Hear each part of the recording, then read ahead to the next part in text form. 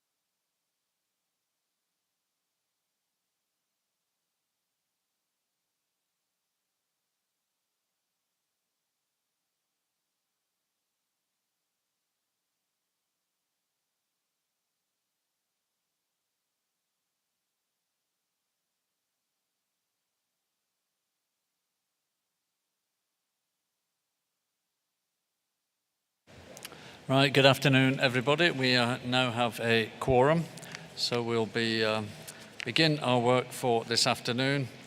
And as I said earlier today, on the Zimba program, we'll continue from where we left off yesterday with proposals to amend the appendices, and we'll start shortly with proposal 16. However, I did say I would announce what I intended to do with this evening's session, and I think that should now being on the web.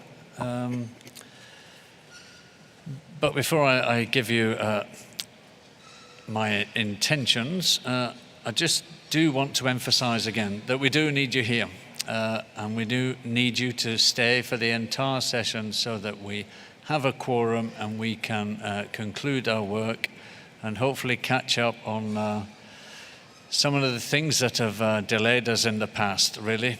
We are getting close to the finish, but we've still got a lot to do. So I know you would all rather probably be doing something else this evening, so would I. But yes, I do encourage you to come, arrive on time, stay for the full session, and I look forward to your participation this evening. So my plan for this evening is to try and give a bit of something for everyone, or nearly everyone, I hope.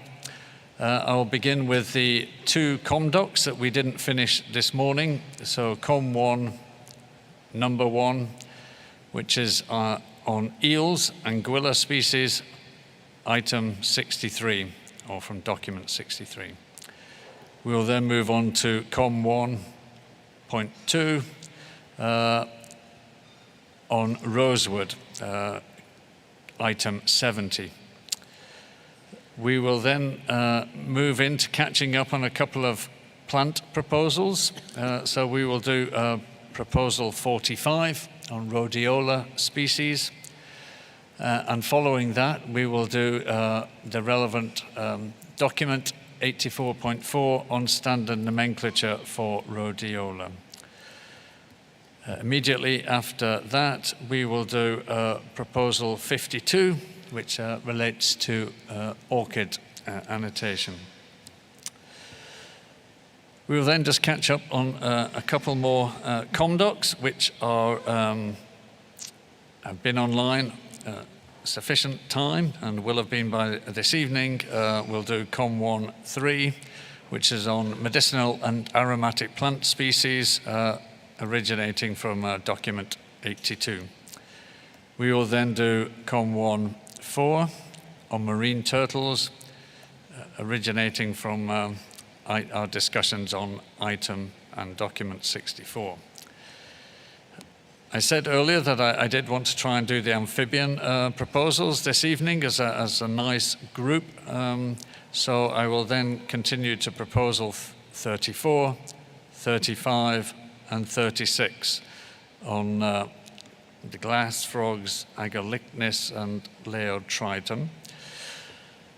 Depending on where we are by then, and if we have some extra time, I will continue with amendment proposals from where we finish this afternoon. And at this stage, I don't know where we're going to finish this afternoon, so I can't be more precise. So those are my intentions for this evening, and the program is available. So with that, I will move on to our first agenda item for this afternoon, which is proposal 16. It is for Tarantola chazalii. The proponents to include in Appendix 2, and the proponents are Mauritania and Senegal. And I invite one of those to introduce their proposal.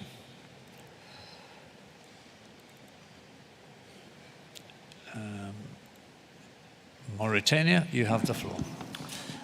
Merci, Monsieur le Président.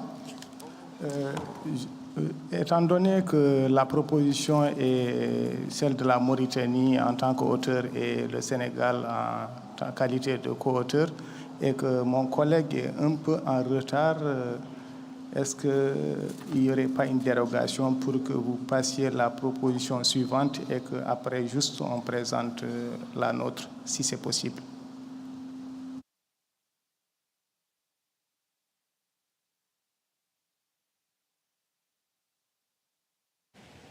I think your colleague from Senegal, are you here? Okay.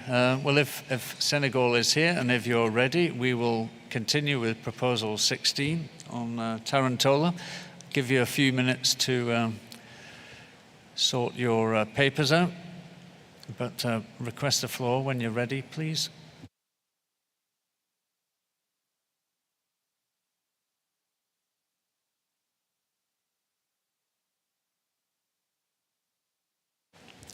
Okay, Senegal, you ready? Yes, okay. Can we give the floor to Senegal, please? Really?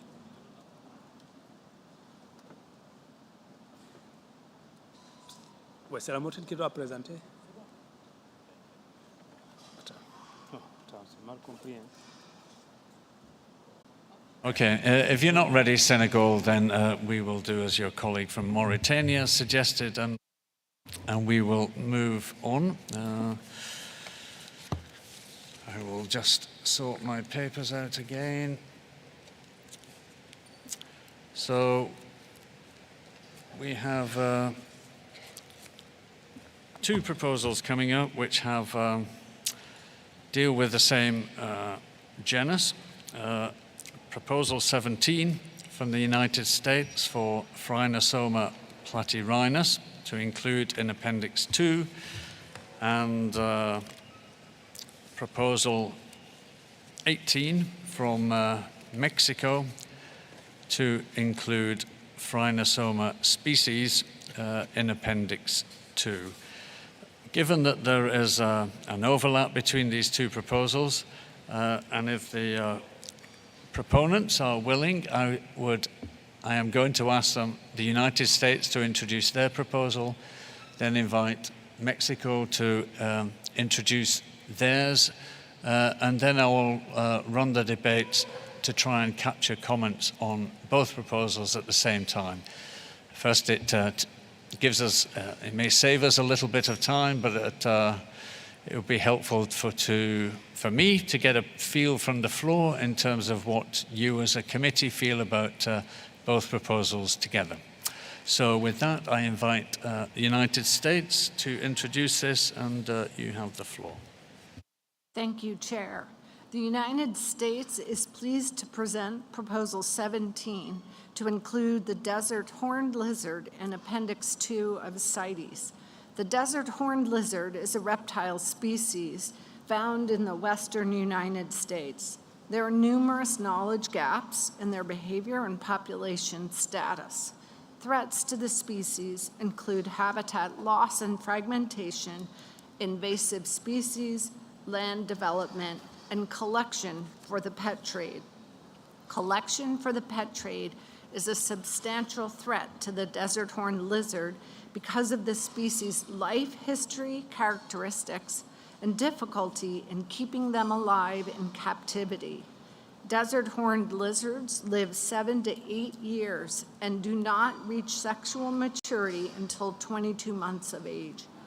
Females lay an average annual clutch size of 7 eggs, and this is highly variable from year to year, and survivorship is only 26 to 38%. In addition, this species has specialist dietary needs. Up to 90% of its diet consists of ants. This makes them difficult to keep alive in captivity, thereby limiting captive breeding of this lizard species and promoting consistent replacement of individuals that die with new ones from the wild.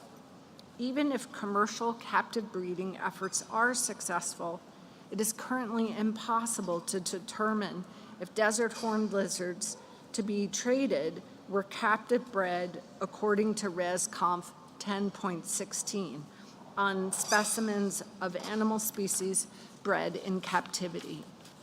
All states within the United States that have desert horned lizards have some form of regulation for the harvest of the species and do not allow them to be collected for commercial purposes. However, enforcement varies. International regulation through CITES will ensure that any trade in this species is legal and non-detrimental to a declining species. The United States supports the inclusion of this species in CITES Appendix 2 to ensure sustainable use of the species through a regulated and legal trade.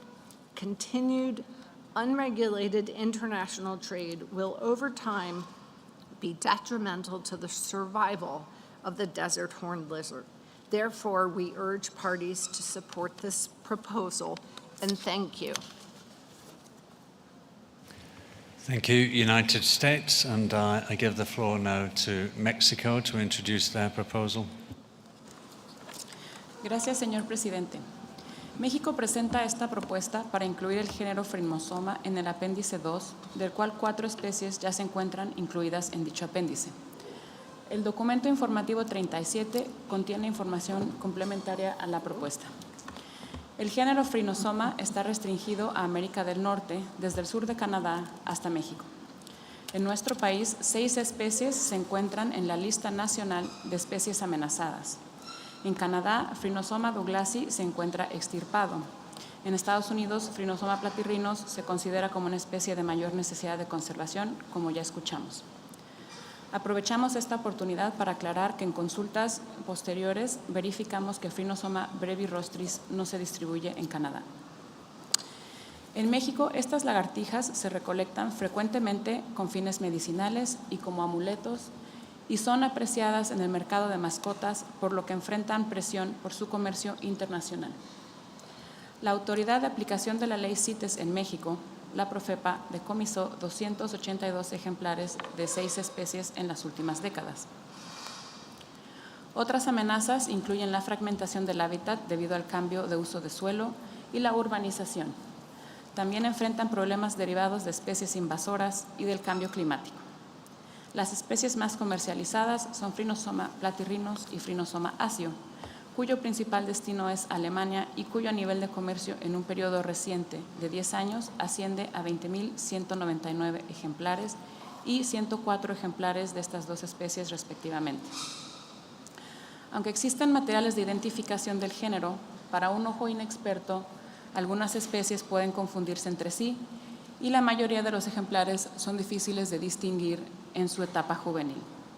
En resumen, señor presidente, 7 especies están cercanas a cumplir los criterios biológicos para su inclusión en el apéndice 1, pues tienen distribución fragmentada, sus poblaciones son pequeñas y podrían ser vulnerables a factores externos como el cambio de uso de suelo y la recolección para su comercio internacional.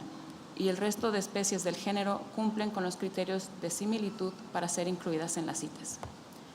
Consideramos que su inclusión en el apéndice 2 permitirá fortalecer los controles para su comercio internacional sustentable y por ello solicitamos el apoyo y colaboración de las partes. Gracias, señor presidente.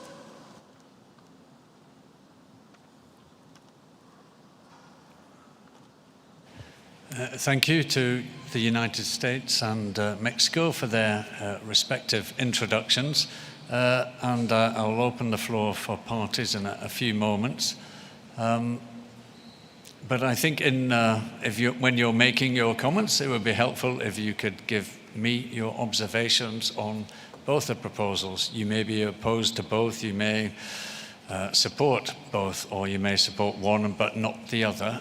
But to build up a picture of the view of the room, it would be helpful if you could put that in your observations. So with that, I will open the floor for comments by parties, but I do see some observers who are requesting the floor, and perhaps you press your button by accident, but the floor is not open for observers, so please wait until you're called.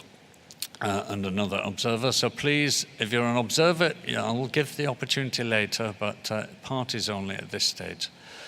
So if you have observations, then please request the floor. And I see Senegal, then Mali. Voilà, merci beaucoup, Monsieur le Président.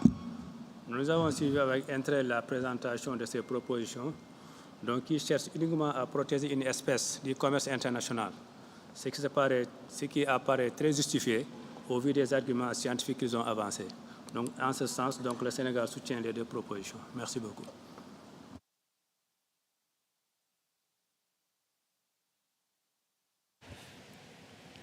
Thank you, Senegal.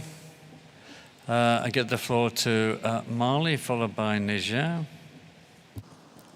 Merci bien, Monsieur le Président. Je prends en compte les 2 espèces qui ont été présentées ici par les États-Unis et le Mexique. Les préoccupations qui ont été évoquées ici, Monsieur le Président,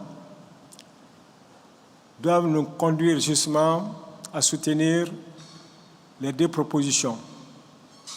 Surtout le fait que quand on parle du danger qu'il y a par rapport à la mise en place de cette espèce ou de ces deux espèces au niveau de la captivité et la mortalité constatée font que nous devons vraiment laisser ces espèces-là dans la nature.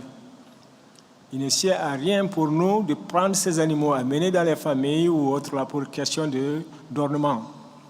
Qu'est-ce que ça peut rapporter? Et encore, lorsque ces animaux sont dans la captivité, en cas de crise alimentaire, c'est le propriétaire qui est obligé en ce moment de sortir pour aller chercher à manger à cette espèce. Quelle quantité?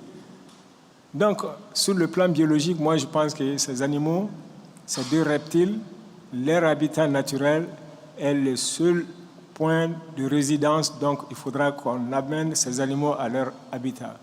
Donc, le Mali soutient les deux propositions et je remercie beaucoup les États-Unis et le Mexique d'avoir soumis cette proposition. Merci bien, Monsieur le Président. Thank you.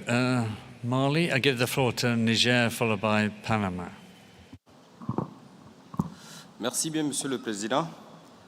Permettez-nous, avant tout propos, de féliciter les deux pays auteurs de ces deux propositions.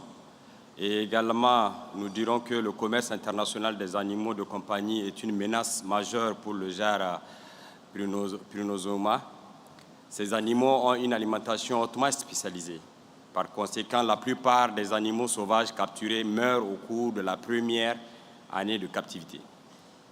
Le taux de mortalité élevé et le faible rendement de reproduction entraînent une demande continue qui met davantage en péril l'ensemble du genre. Depuis 1992, 4 espèces du genre ont été inscrites à l'annexe 2 de la CITES.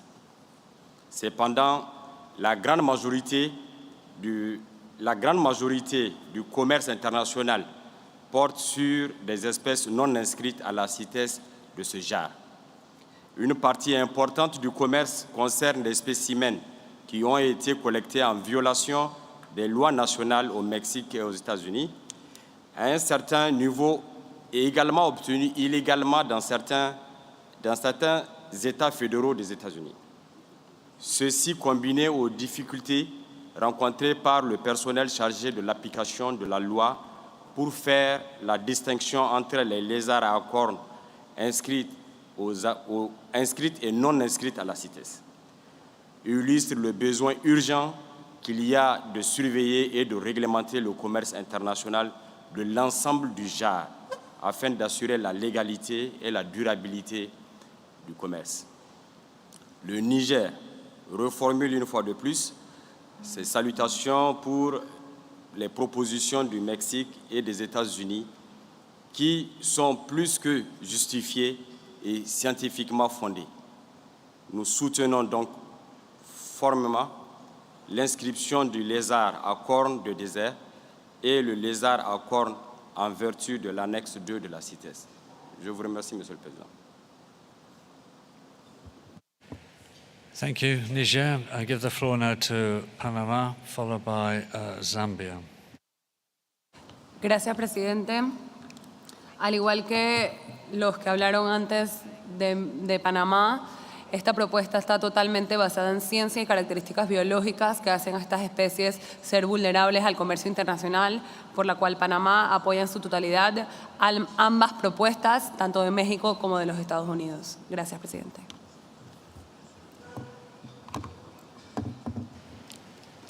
Thank you, Panama. I give the floor to Zambia, followed by the Gambia.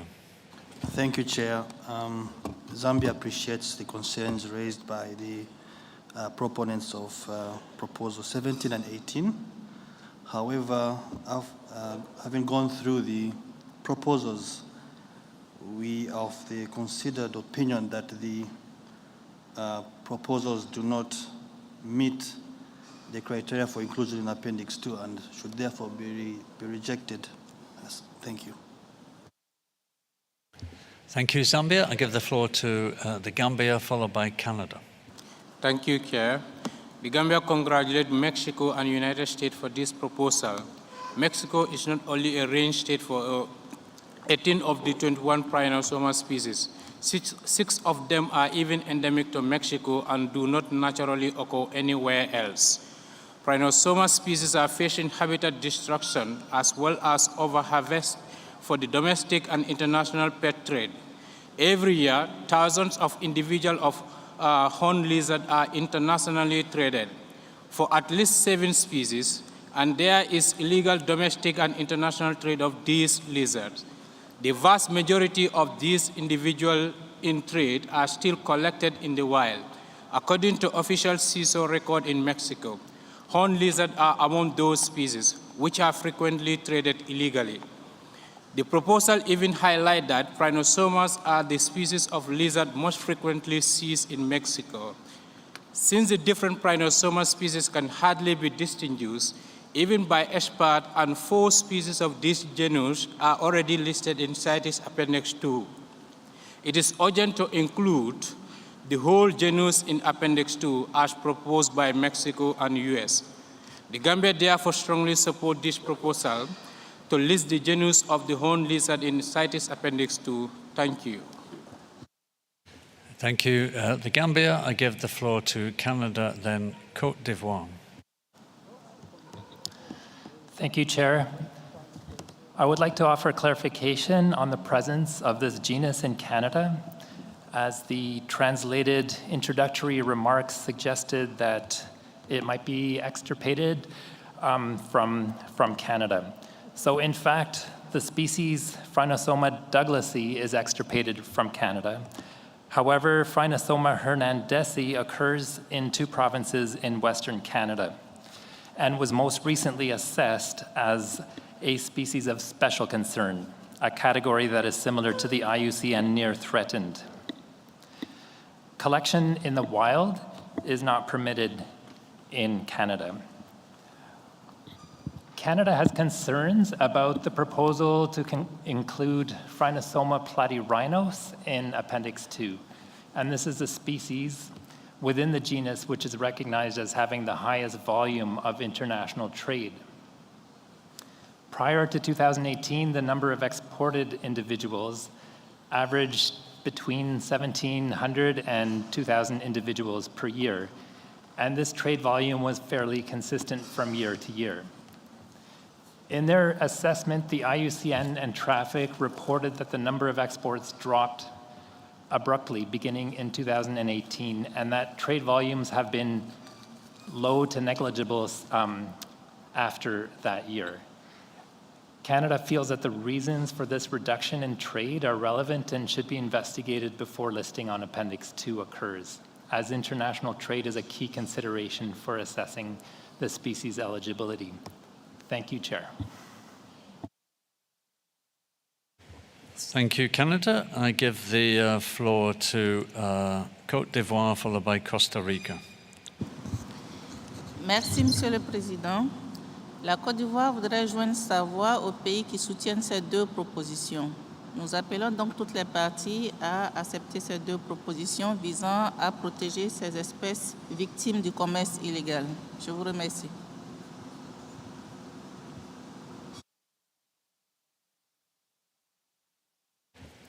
Thank you, Côte d'Ivoire. I see Costa Rica as the final party requesting the floor. Sí, buenas tardes, señor presidente. Muchas gracias. Costa Rica felicita a Estados Unidos y a México por la propuesta. Vemos que cumple con los criterios de inclusión en los apéndices.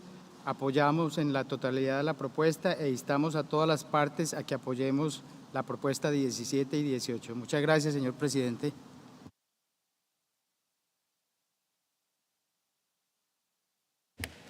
Thank you. I see Kenya. You have the floor. Thank you, Mr. Chairman. Mr. Chairman, Kenya would like to thank the United States and Mexico for putting forward these proposals. We take note that there is international trade that is involved that need to be monitored, and based on the issues of species look-alike, will want to support the listing of these two species into the Appendix 2 of the Convention. Thank you, Chair. Thank you, Kenya. I don't see any. Oh, I see Ghana.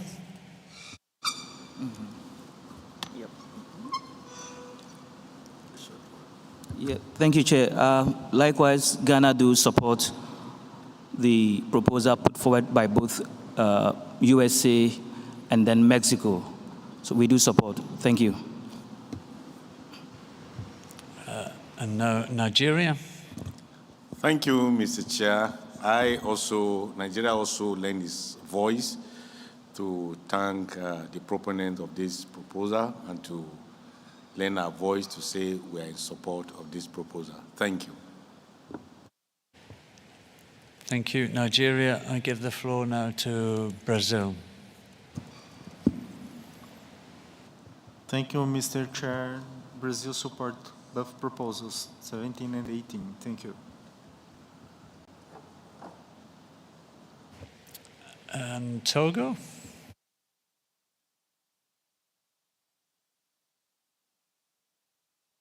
Merci, Monsieur le Président. Le Togo appuie ces deux propositions et pour la conservation des deux espèces. Merci beaucoup.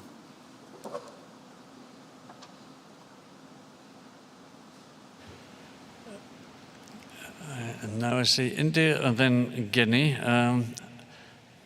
But clearly I'm seeing lots of support in the room for this proposal, some reservations and some opposition also. So I'll hear from India, then Guinea, and then I will maybe give some observers a chance to comment. So India, you have the floor. Thank you, Chair. We are supporting the proposal. Thank you. Thank you. And now Guinea. Bonjour, Monsieur le Président. La Guinée soutient cette proposition et demande les autres partis à soutenir cette proposition. Merci.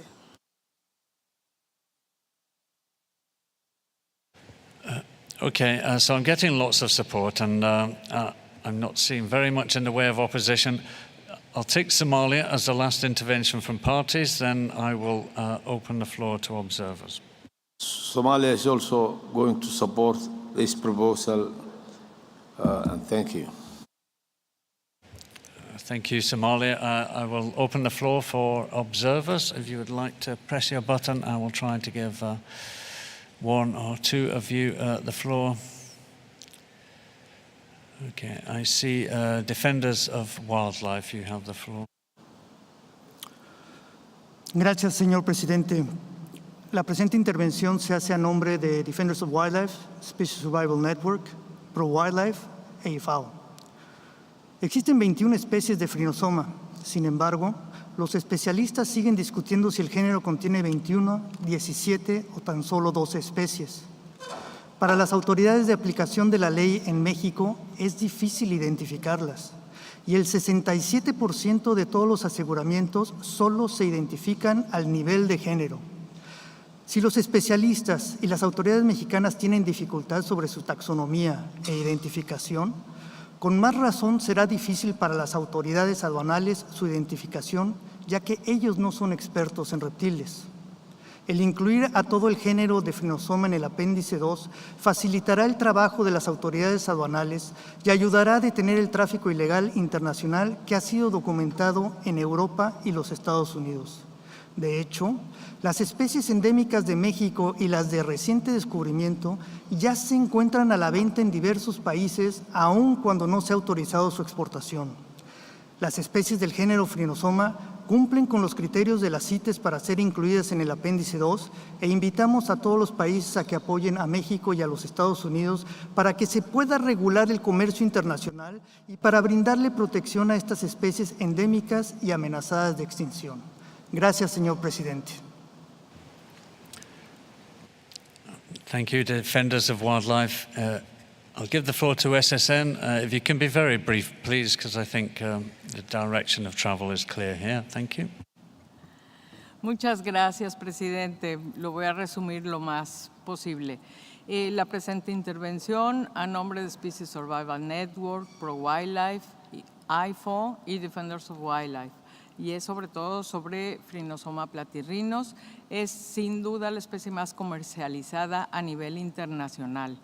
Las exportaciones, bueno, muchas de esas exportaciones se realizan a nivel de género. Eso es una clara señal de que no es sencillo distinguir entre una especie y otra. Existe tráfico internacional de estos lagartos de México a Estados Unidos y mucho tráfico ilegal también desde México y Estados Unidos hacia otros países en otros continentes. Estas lagartijas son vendidas por internet y se envían en mensajería y en muchas ocasiones incluso metidos dentro de juguetes de tela, lo que además causa unas mortalidades bastante grandes. El Phrynosoma platirrhinus cumple perfectamente con los criterios de las CITES del apéndice 2, pero también por la dificultad de identificación, todo el género es necesario que entre a el apéndice 2 para evitar lagunas legales y así asegurar la conservación y evitar el tráfico ilegal.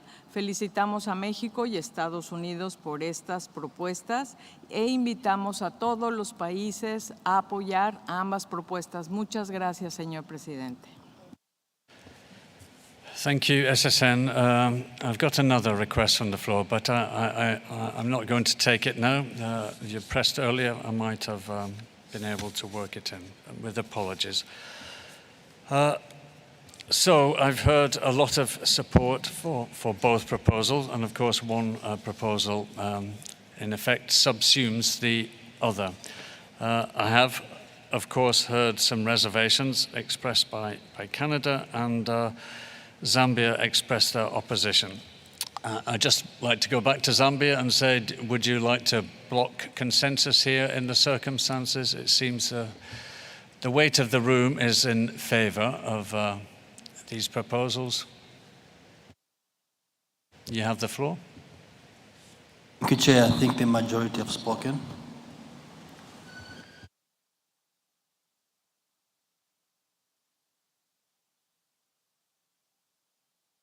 Thank you, Zambia. So clearly, we can't really make two recommendations about the same taxon.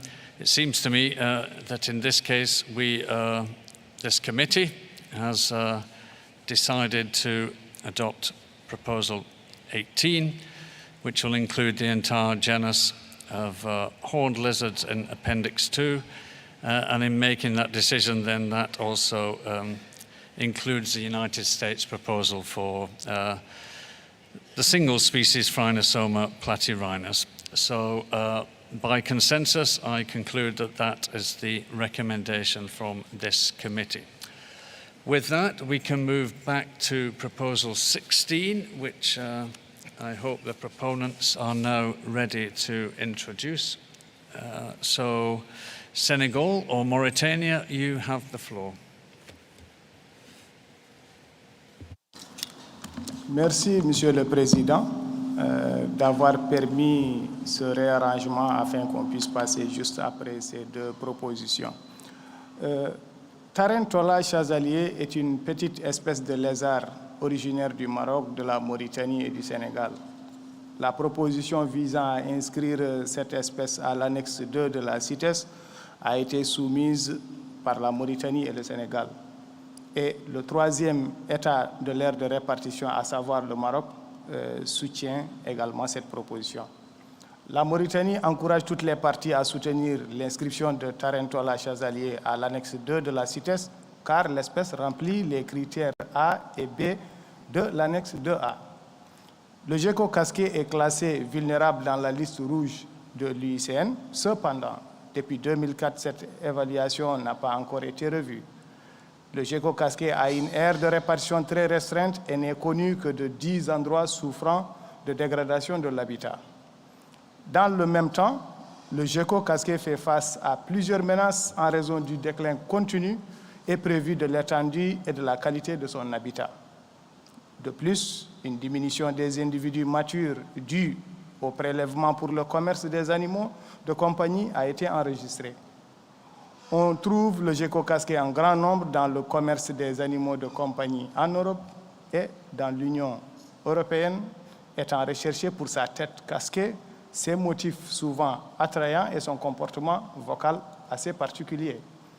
Selon la base de données US LEMIS, des spécimens capturés dans la nature sont importés aux États-Unis, même de pays qui ne sont pas un état de l'aire de répartition.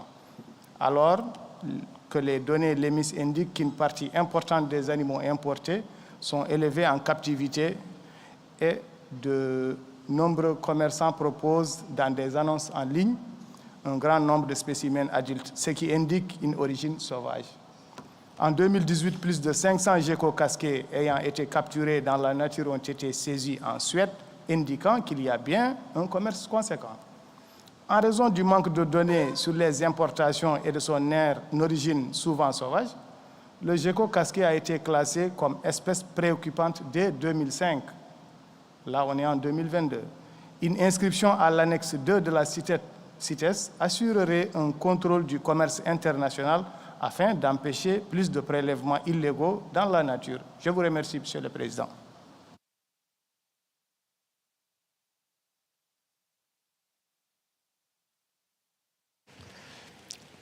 Thank you, Mauritania, for your introduction. I open the floor for comments by parties.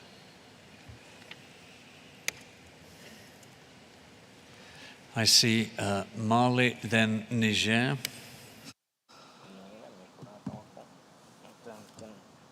Merci bien, Monsieur le Président. L'exposé qui vient d'être fait tout de suite par le camarade de la Mauritanie, alors nous donne un peu, sinon en totalité, des frissons au corps. Parce que si déjà cette espèce qui a une aire de répartition d'environ 200 000 km², le Mali est voisin à la Mauritanie, au Sénégal, qu'est-ce qui pourrait dire que cette espèce n'existe pas chez nous si même l'inventaire n'a pas été poussé vers ce pays? C'est vous dire, Monsieur le Président, autant mon voisin a du mal, il faut que je me lève rapidement. Et c'est la situation qui prévaut ma prise en charge pour la protection de cette espèce. Et là encore, il y a une question très importante qui a été soulevée, ça c'est par rapport à la perte de l'habitat de cette espèce. D'ailleurs, l'espèce n'a même pas d'habitat, c'est aussi au niveau des concessions, des maisons. Et là où il y a les grottes, actuellement, avec le changement climatique, cette espèce a tendance à n'être plus observée dans ces sites. Donc, je remercie très bien le Sénégal et la Mauritanie d'avoir soulevé cet aspect et je souhaiterais que les États qui sont là, qui peuvent nous soutenir aussi, qu'ils le fassent autant, pour que cette espèce puisse être protégée même intégralement dans nos États. Je vous remercie, Monsieur le Président. Thank you, Niger. Thank you, Mali. I now give the floor to Niger, to be followed by the European Union. Merci. Merci bien, Monsieur le Président. Donc, nous félicitons également la Mauritanie et le Sénégal pour, en tout cas, la proposition 16 qui concerne cette espèce, en tout cas, qui a besoin d'une attention particulière en termes de protection. Et nous leur apportons, en tout cas, tout notre soutien. Et nous demandons également aux autres États partis de leur soutenir dans cette proposition combien importante. Merci bien, Monsieur le Président.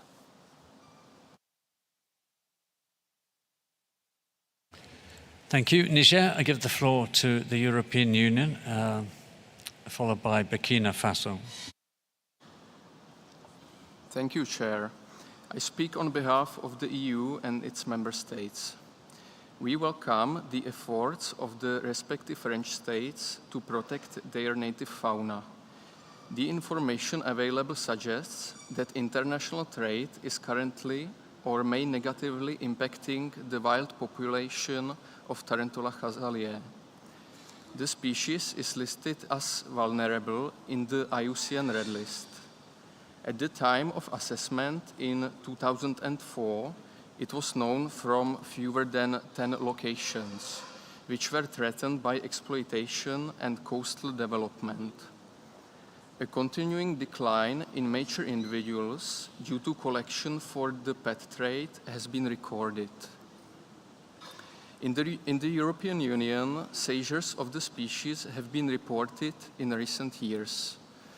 Therefore, we are convinced that Criterion B of Annex 2 small a of Resolution Conf 9.24 Ref CoP17 is met, and the EU supports the proposal.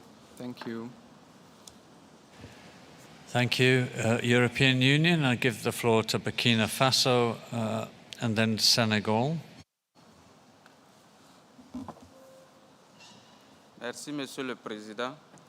Le Burkina Faso soutient la proposition, d'autant plus que l'inscription à l'annexe 2 n'interdit pas le commerce, mais plutôt permet d'avoir un commerce plus responsable pour beaucoup plus le suivi de cette espèce. Merci. Donc, nous soutenons pleinement la proposition.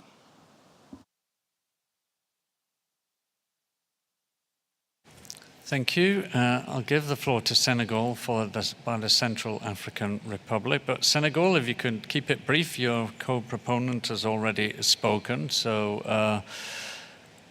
and I will come back to the proponents at the end of the debate in any case, but you may have the floor. Voilà, merci beaucoup, Monsieur le Président.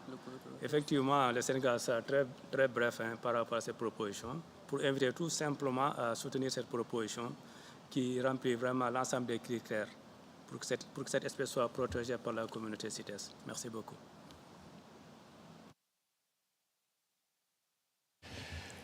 Thank you for being brief, Senegal. I appreciate that, and I would request, I've now got quite a number of parties, and if you only reason for your intervention is to add additional support, then please say that, but make it very brief, please. Central African Republic, followed by Israel.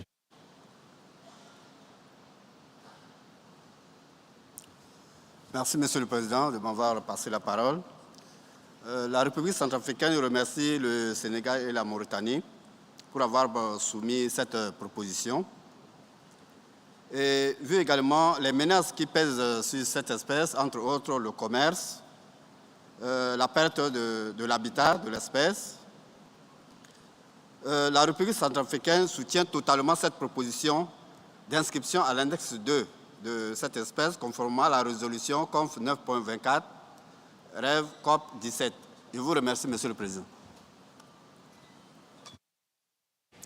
Thank you, Central African Republic. I give the floor to Israel, followed by India. Thank you, Chair.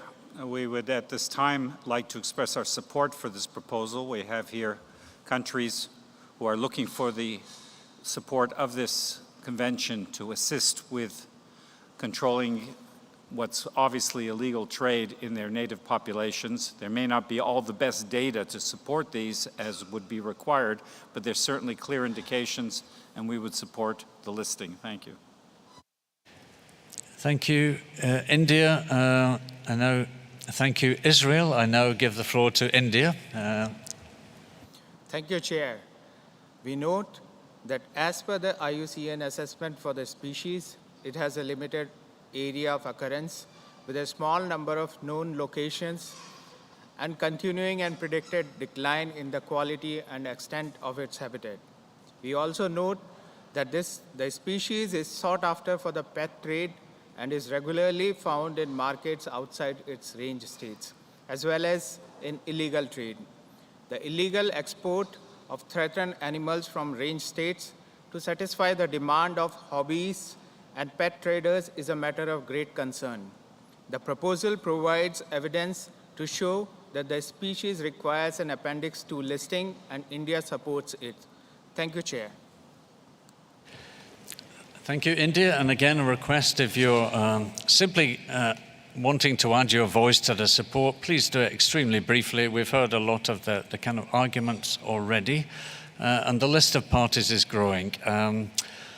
At some point, I will maybe ask parties that are supporting not to intervene any more, and I want to see if there's any opposition. I'll give a few more parties the floor. I give the floor to Côte d'Ivoire, then Morocco. Merci, Monsieur le Président. La Côte d'Ivoire félicite la Mauritanie et le Sénégal, auteurs de la proposition d'inscription de Segeko à l'annexe 2 de la CITES. Et la Côte d'Ivoire soutient cette proposition qui souhaite garantir la viabilité de cette espèce. Je vous remercie.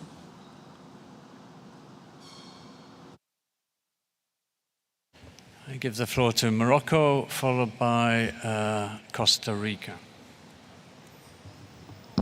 Merci, Monsieur le Président. Le Maroc aussi est un pays de l'aire de répartition de cette espèce.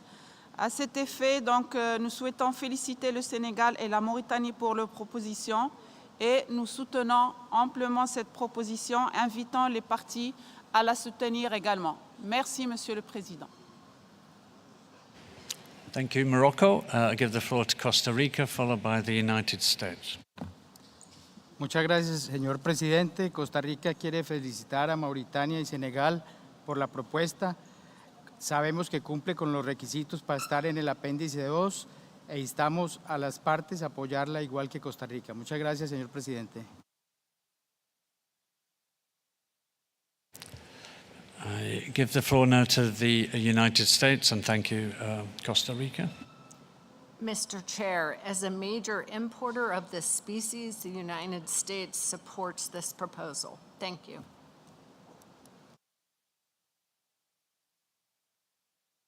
Thank you, colleagues. I now got I've got over 8 parties requesting the floor now. If your only intention is to indicate further support, then it would be very helpful if you could maybe unpress your button, and I will take that as an indication of the mood of the room. But I would, if your parties have a different opinion and want to express opposition, then I would like to hear from them. And if I see you on the screen now, I'm going to assume you're opposed to the proposal.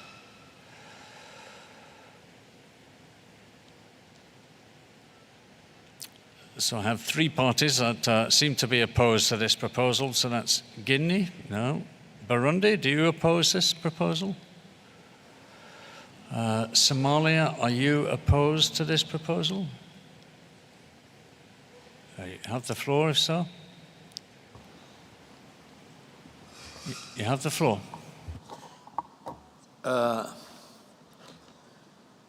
So thanks, Chair, to give me the floor. We fully support the proposal of Mauritania and Senegal to be enlisted the affected species in Annex 2. Thank you. Thank you, Somalia. All I've heard so far is continuous support, and it seems to me that we could adopt this proposal by consensus. I was going to see if there are any observers that want to make very, very brief observations. So I see Conservation Force, you have the floor, but please be quick. Thank you, Chair. Only to note some, we are a little bit disconcerted by the fact that the parties has voiced very strong support to not change the listing criteria.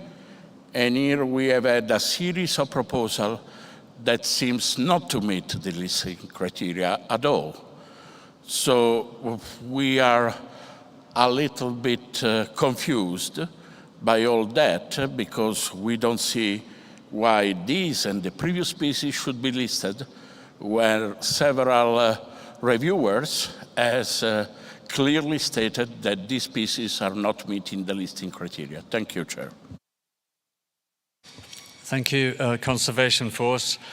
As I said before, and to conclude this item, given the overwhelming support from parties, we can adopt by consensus that we recommend to final plenary that this proposal be adopted.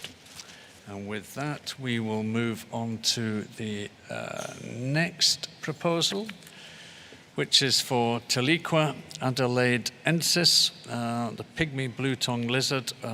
It's a proposal to include in Appendix 1, and the proponent is Australia. Australia, you have the floor. Thank you, Chair. Australia is pleased to present this proposal to include Teliqua adelaidensis, commonly known as the pygmy blue-tongue lizard, in Appendix 1. The pygmy blue-tongue lizard is a moderately sized, short-legged skink endemic to remnant patches of native temperate grassland in a small area of the Australian state of South Australia, my home state. The pygmy blue-tongue was considered to be extinct until 1992 and is currently listed on CITES Appendix 3, effective 22nd of June 2022. It is listed as endangered by both Australian national and South Australian state legislation and as endangered on the IUCN Red List. There are only approximately 5,000 individuals of the pygmy blue-tongue remaining in the wild. This overall population trend is decreasing, with some subpopulations already lost, potentially due to unviability. The geographic range of the pygmy blue-tongue is highly fragmented, with only approximately 30 discrete locations, each separated by large areas of unsuitable habitat or hostile terrain, rendering the natural dispersal of subpopulations impossible. The area of occupancy for the pygmy blue-tongue is now less than 500 kilometres squared, suggesting a loss of approximately 40% of its former range. The remaining pygmy blue-tongue skink populations are threatened by a number of factors, including changes in land use, farming practices, and agricultural activities that disturb the soil and can cause the destruction of spider holes in which the pygmy blue-tongue lizards shelter. Since 1982, there has been no legal commercial trade in this species from Australia, and no permits providing for the legal live export from Australia for non-commercial purposes since at least 2002. However, because of their uniqueness, rarity, and high value, and their supreme cuteness, the pygmy blue-tongue skinks are highly sought after for the illegal trade and are a lucrative target for trafficking, especially as demand continues to increase. As an example, in late 2017, 17 specimens were offered for sale online via social media posts in Europe within a 6-month period. Further specimens have been detected for sale in various countries. The destruction of burrows caused by illegal collection, in addition to the small brood size and long generation time of the species, means that populations are slow to recover, and even low levels of collection from the wild can have significant and detrimental impacts. Therefore, this species meets the requirement for listing in CITES Appendix 1 in accordance with the criteria outlined in paragraph B, I, 2 and 4, and paragraph C2 in Annex 1 of Resolution Conf 9.24, Rev Conf 17. Australia submits the proposal for the committee's considerations. Thank you, Australia, for your introduction, and I invite comments from parties. I see New Zealand followed by Canada. Thank you, Chair. I have to make sure I don't say tequila here. But New Zealand supports the listing of Teliqua adelaidensis in Appendix 1. It certainly seems to meet the criteria. People may wonder why it's being listed on Appendix 1 when it's fully protected in Australia. And Australia's such a long distance away from the European market that seems to be the main place where illegally sourced Teliqua end up. But this seems to parallel very closely the experience that New Zealand had with its Nautinus green geckos before their listing on Appendix 2 at COP16 in Bangkok. So New Zealand certainly supports this proposal. Thank you. Thank you, New Zealand. I give the floor to Canada, followed by India. Thank you, Chair. Canada supports the proposal to list this endemic species, the pygmy blue tongue, in Appendix 1. The species meets the biological criteria for Appendix 1, and Canada notes the potential of an increased overseas demand for pygmy blue tongues may increase illegal take, with significant conservation impacts on wild populations. Canada thanks Australia for the efforts deployed to protect this species and support the listing of the species, which should benefit the protection of the species. Thank you, Chair. Thank you, Canada. I give the floor to India, followed by Mali. Thank you, Chair.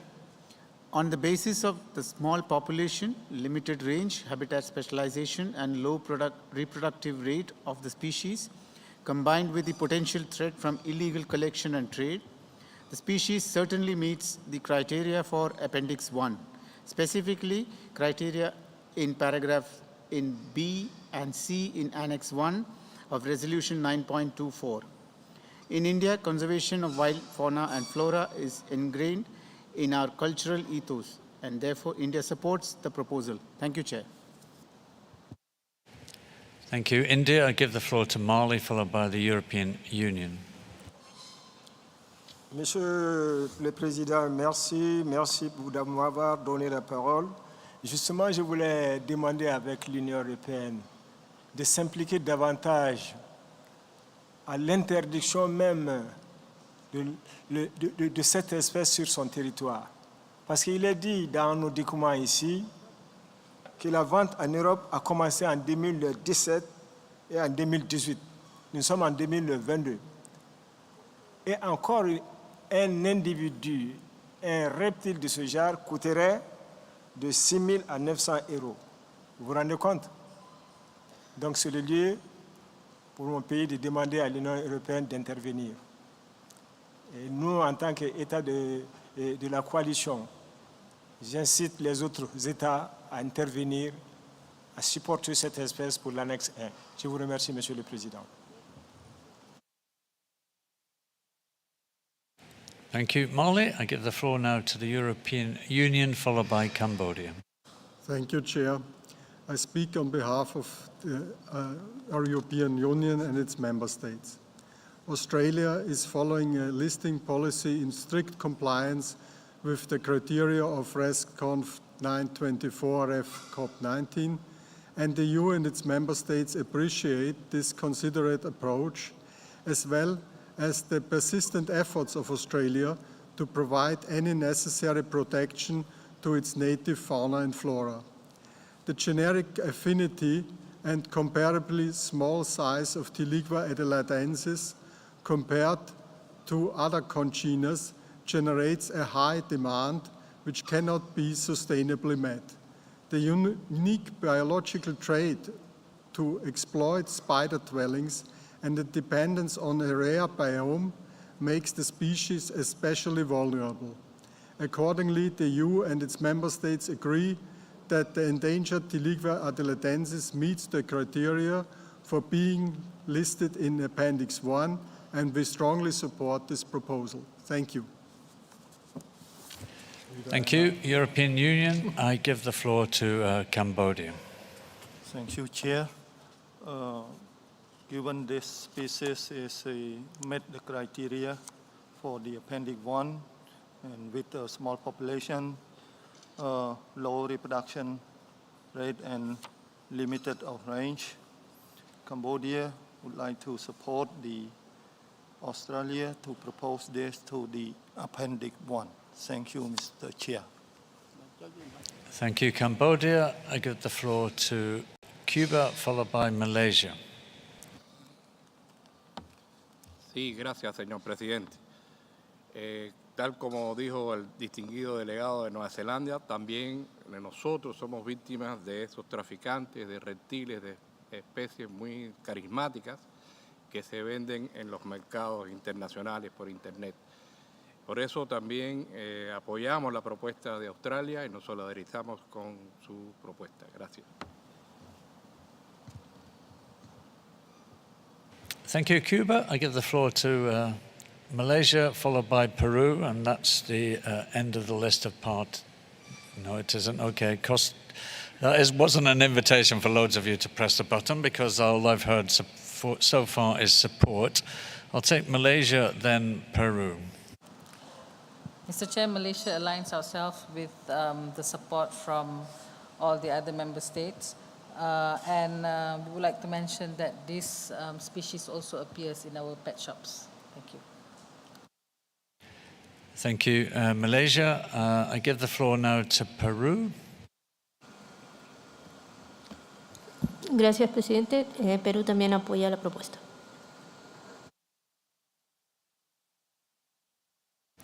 Thank you, colleagues. Clearly there has been full support. I don't see anybody voicing any opposition. I might see if there are any observers that want to make a quick comment, but given the direction of travel, there's no need to make long, detailed arguments. Oh, one moment, I'm just looking at the list.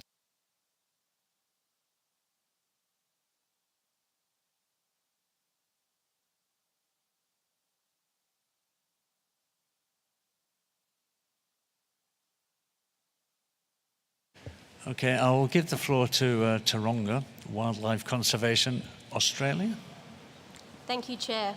I make this intervention on behalf of Taronga Conservation Society Australia, the Zoo and Aquarium Association of Australasia, and San Diego Zoo Wildlife Alliance.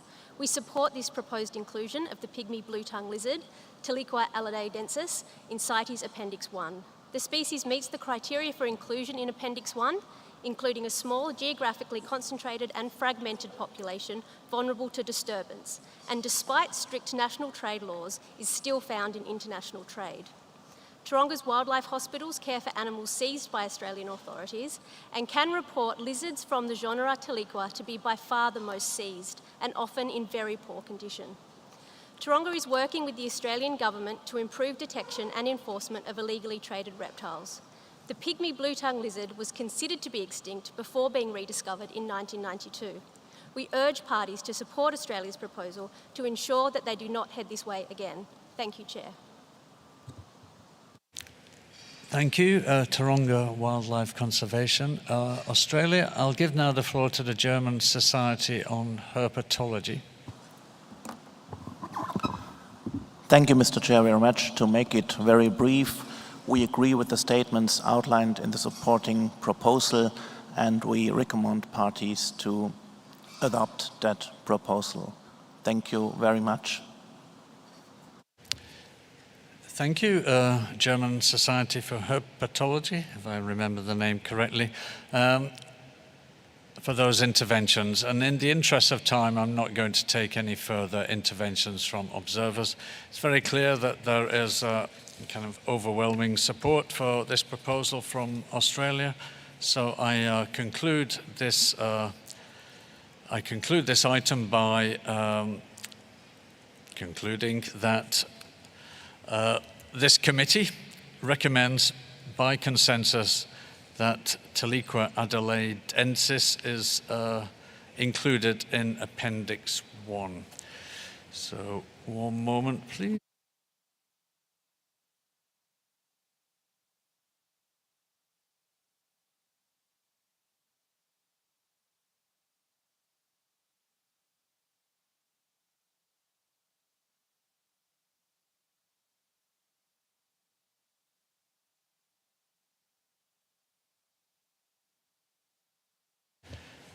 So the next proposal on our list is Proposal 20, Epicrates inornatus, the Puerto Rican boa.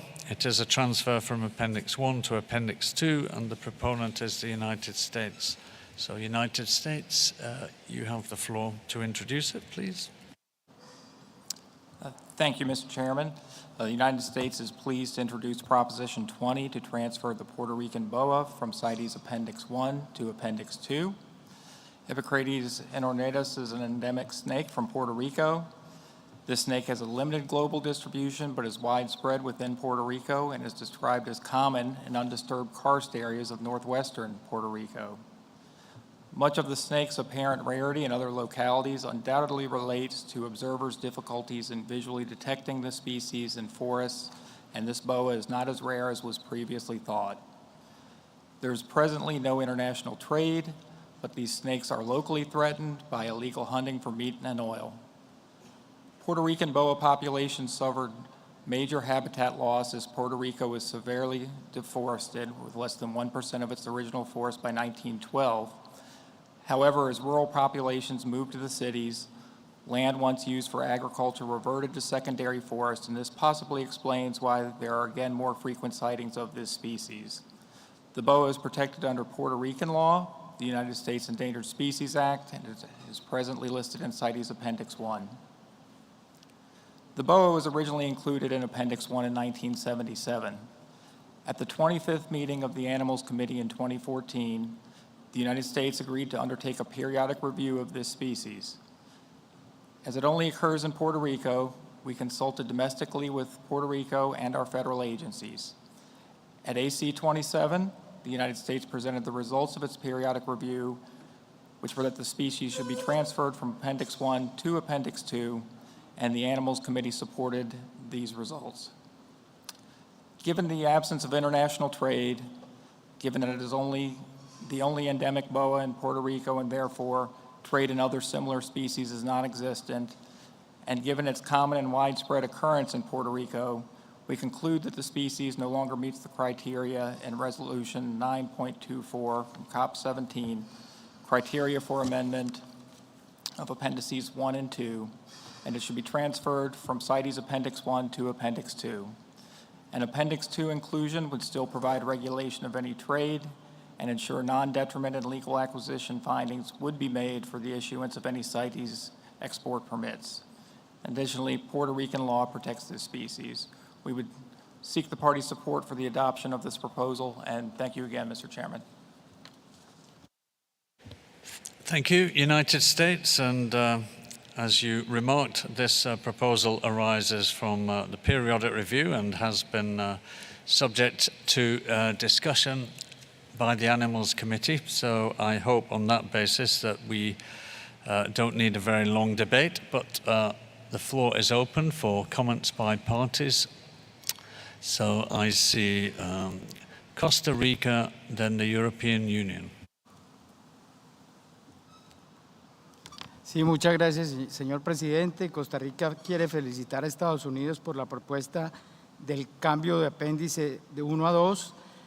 La propuesta ha sido revisada por el Comité de Fauna y cumple con los requisitos para la transferencia del 1 a 2. Entonces, apoyamos la propuesta y estamos a las partes a que se sumen a apoyar la propuesta. Gracias, señor presidente. Thank you, Costa Rica. I give the floor to the European Union, followed by Senegal. Thank you, Chair. I speak on behalf of the EU and its member states. Listing species in the appendices of CITES highlights conservation deficits, but can be necessary to prevent further declines or even extinctions.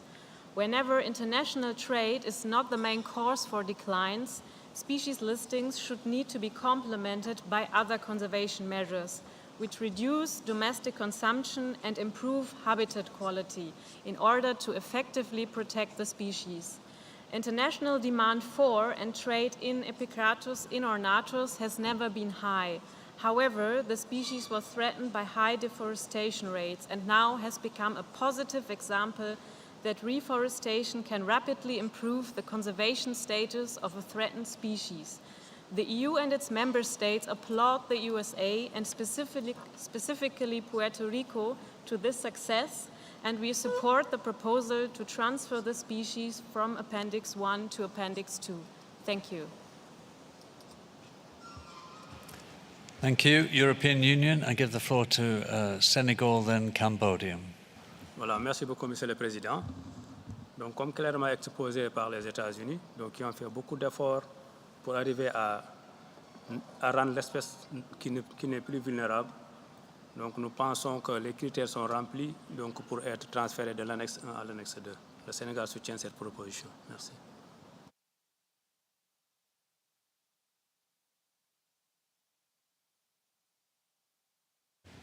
Thank you. Senegal, I give the floor to Cambodia.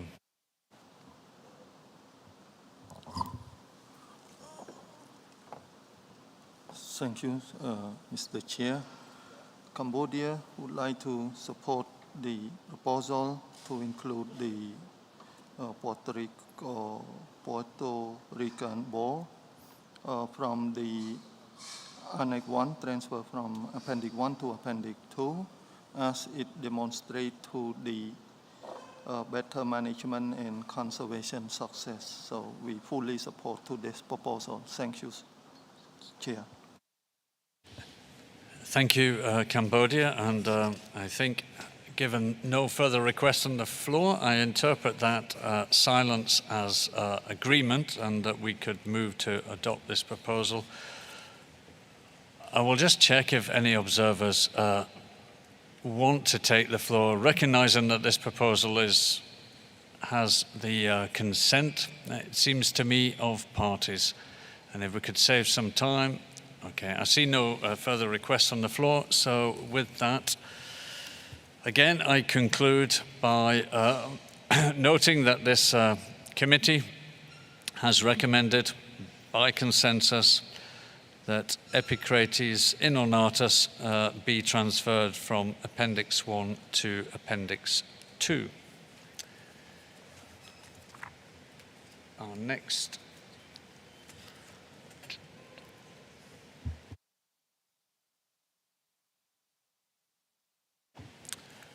next proposal is proposal number 21, which is for Crotalus horridus. It is to include the species in Appendix 2. The proponent is the United States, and I give you the floor to introduce it. Thank you, Mr. Chair.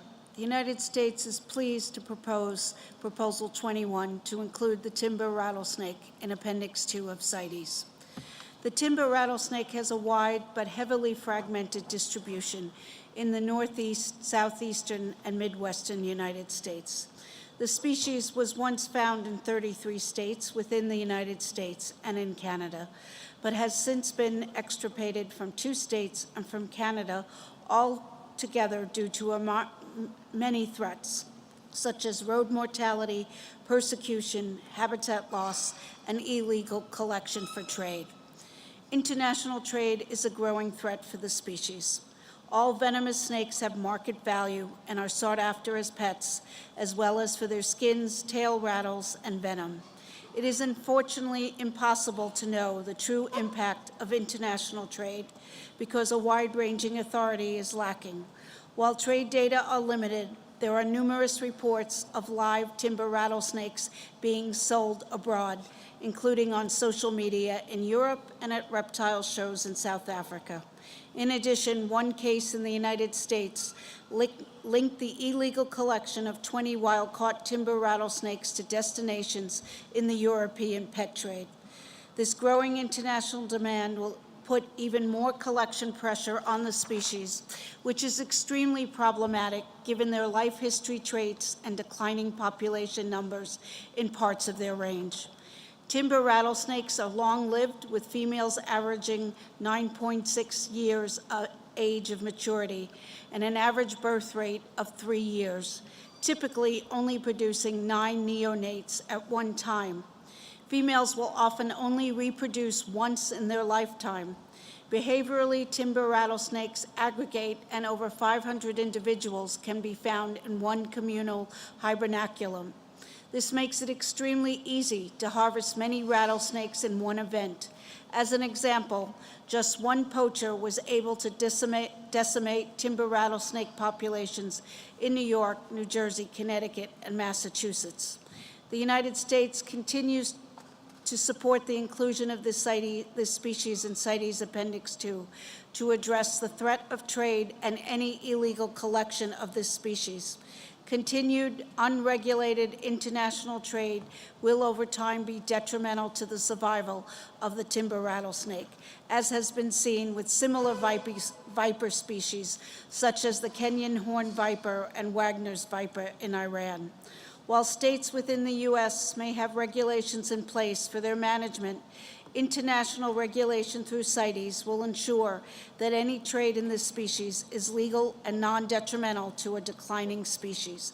Therefore, we urge all parties to support this proposal. Thank you, Mr. Chair. Thank you, United States. And with that introduction, I open the floor for comments by parties.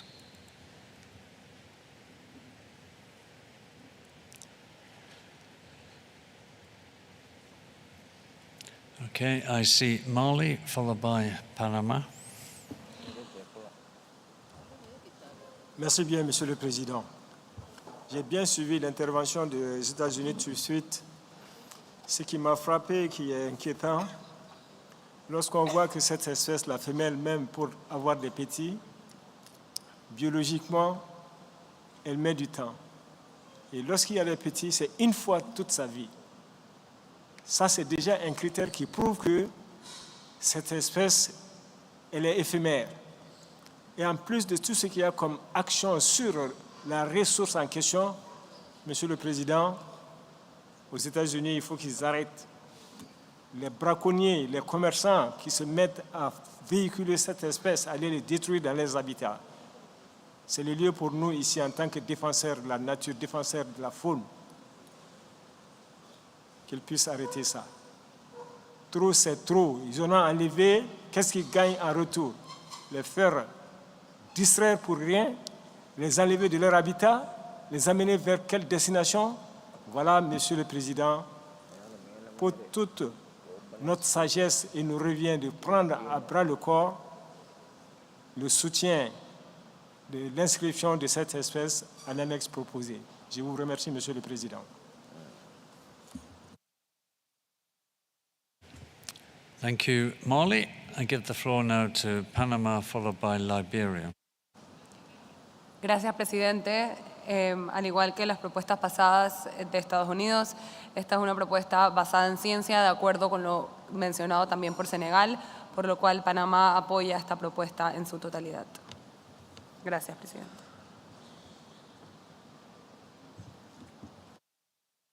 Thank you, Panama. I give the floor to Liberia, followed by the European Union. Thank you, Chair.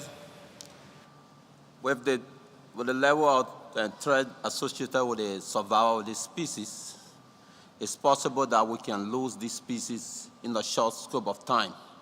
So the decision by America to put in this measure to be able to safeguard the remaining population of this particular snake, I think is more viable and is more sensitive to conservation. So we have no objection, but we wholeheartedly support this proposal by America to uplist the species.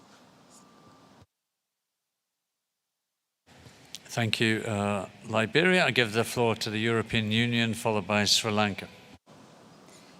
Thank you, Chair. I speak on behalf of the European Union and its member states. We understand the will of the United States of America to protect their native species, yet we are in doubt whether the inclusion of the timber rattlesnake in Appendix 2 of CITES is an adequate conservation tool for the species, or it will help to reduce unwanted anthropogenic impacts or illegal activities present on national level. Populations of the timber rattlesnake are affected by different threats, including national rattlesnake roundups and habitat degradation, yet it appears the species remains common and widespread in a majority of its range, even in parts without local protection.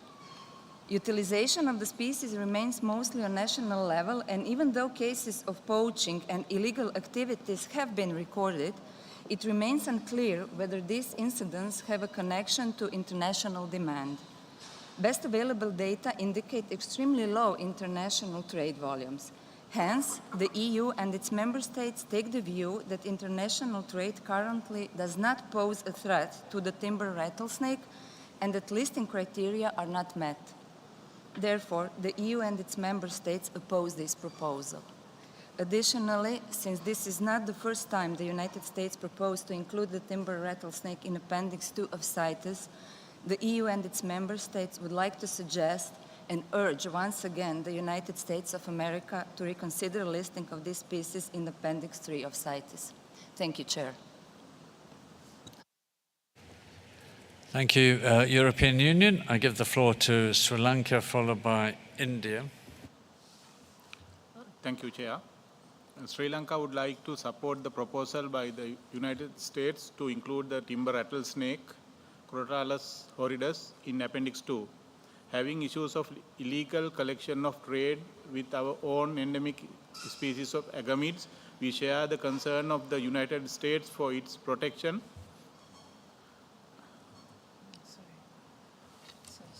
Sorry. Go. Protection. We support the proposal. We support the proposal. Thank you, Sri Lanka. I give the floor to India, followed by Israel. Thank you, Chair.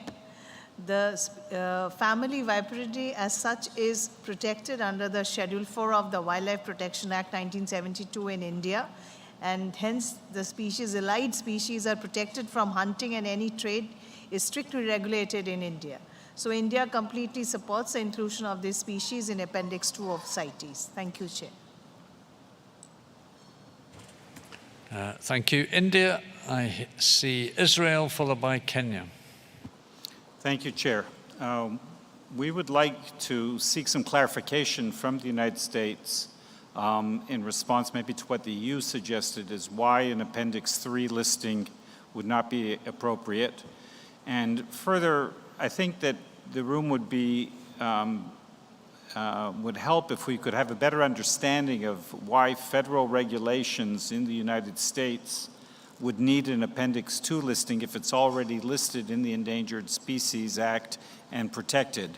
From what I understand, and I'm certainly not a lawyer, there are differences between state law and federal law in the United States that impact on how these species can be exported, and perhaps some clarification would assist us in understanding why the Appendix 2 listing is so important and why an Appendix 3 listing would not be appropriate here. Thank you, Chair.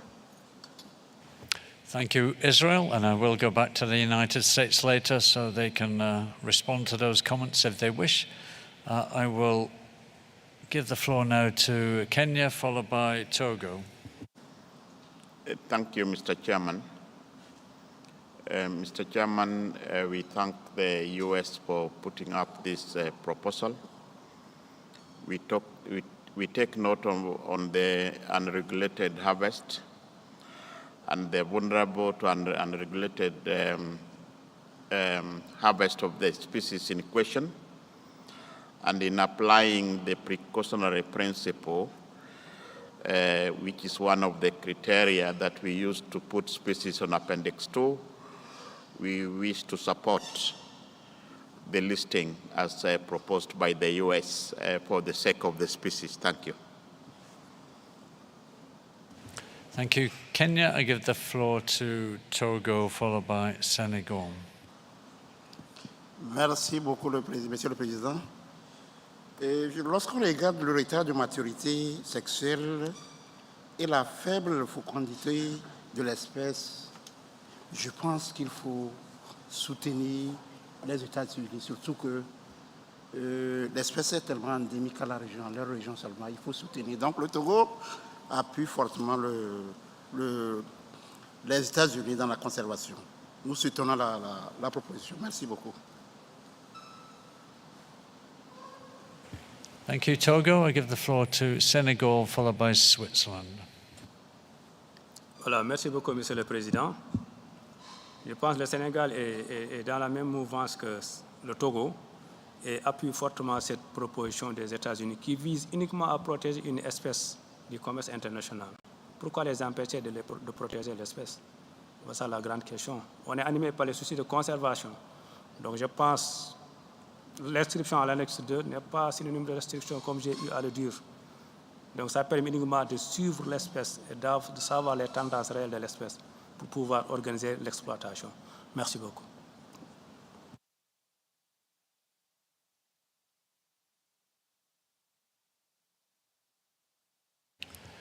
Thank you, Senegal. I now give the floor to Switzerland, followed by the United Kingdom.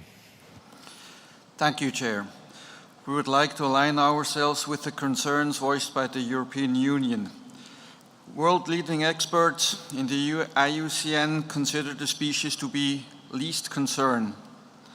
The population size is considered to be large, and use and threat is predominantly national and local. And international trade does not seem to be a threat to the species. In our view, it therefore does not seem to meet the criteria of Resolution Conf 924, and we therefore cannot support this proposal. Thank you, Chair. Thank you, Switzerland. I give the floor now to the United Kingdom, followed by the Congo. Thank you, Chair.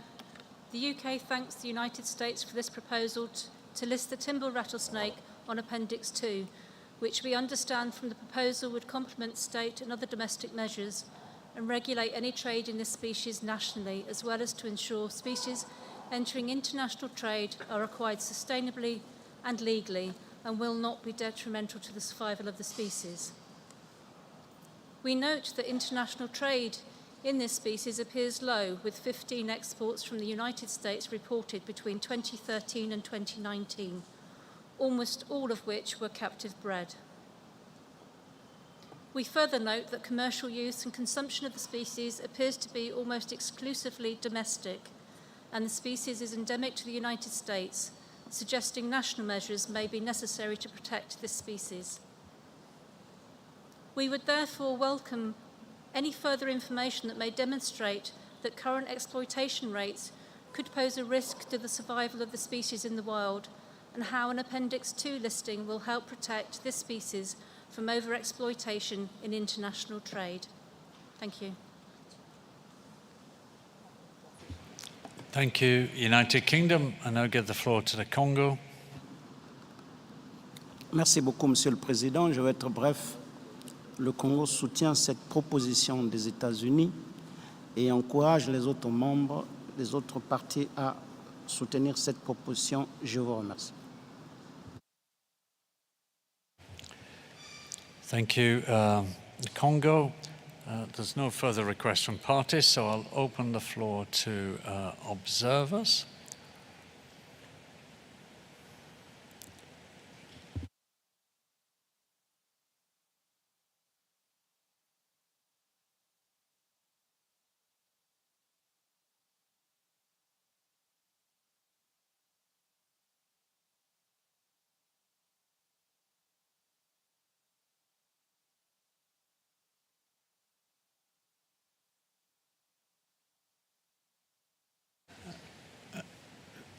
Thank you for your patience. I'll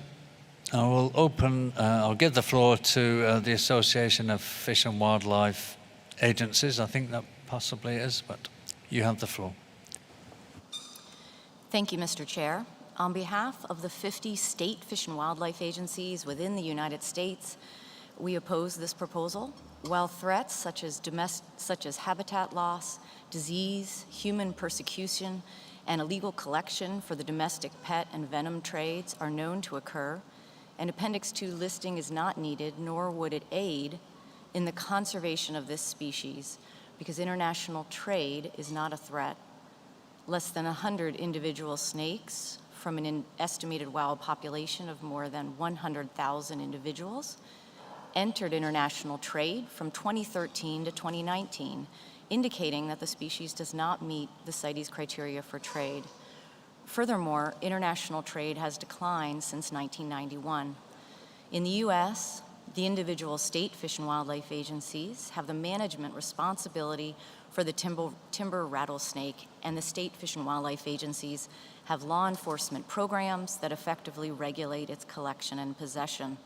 Many states where populations may be vulnerable have developed plans and are implementing measures to conserve and monitor their populations. We applaud the efforts of parties to uphold the intent and purpose of the treaty and to list species in the appropriate CITES appendix when international trade is a threat to sustainability of the species in the wild. International trade is not a threat to the timber rattlesnake, and the U.S. state Fish and Wildlife agencies oppose Proposal 21. Thank you. Thank you. The Association of Fish and Wildlife Agencies. I'll give the floor to the National Animal Interest Alliance. You have the floor. Thank you, Chair. This intervention is by the National Animal Interest Alliance, a United States-based organization. We strongly oppose this proposal. International trade in this species is almost non-existent. Threat by trade is a requirement for CITES Appendix 1 and Appendix 2 listing criteria. It is clear international trade is not a threat to the species. This proposal and almost all of the other reptile proposals set forth by the United States do not meet the biological criteria for listing. Furthermore, the U.S. is capable of sufficient regulation of the trade in most native reptile species through domestic measures. What this proposal is seeking to do is force domestic policy through international law. We do not believe this convention should be used to avoid engaging a nation's domestic constituency and their livelihood and conservation interests. With this proposal, the United States federal government is attempting to use the convention to usurp power from local governments. The majority of the reptile proposals set forth by the United States are nothing more than a power grab by the federal government to expand domestic authority. These proposals are an abuse of the CITES regulatory power and should be rejected. Thank you. The National Animal Interest Alliance. I'll give the floor to SSN. Thank you, Mr. Chair. I would just like to point out in response to, I believe, a statement made by the EU or the UK about the IUCN classification of this species. The status of this species is it was reviewed the last time 15 years ago. So I don't think I would specifically rely on that information to evaluate the criteria, and instead I would look at the information in the proposal that talks about noted declines in populations in the United States. Thank you.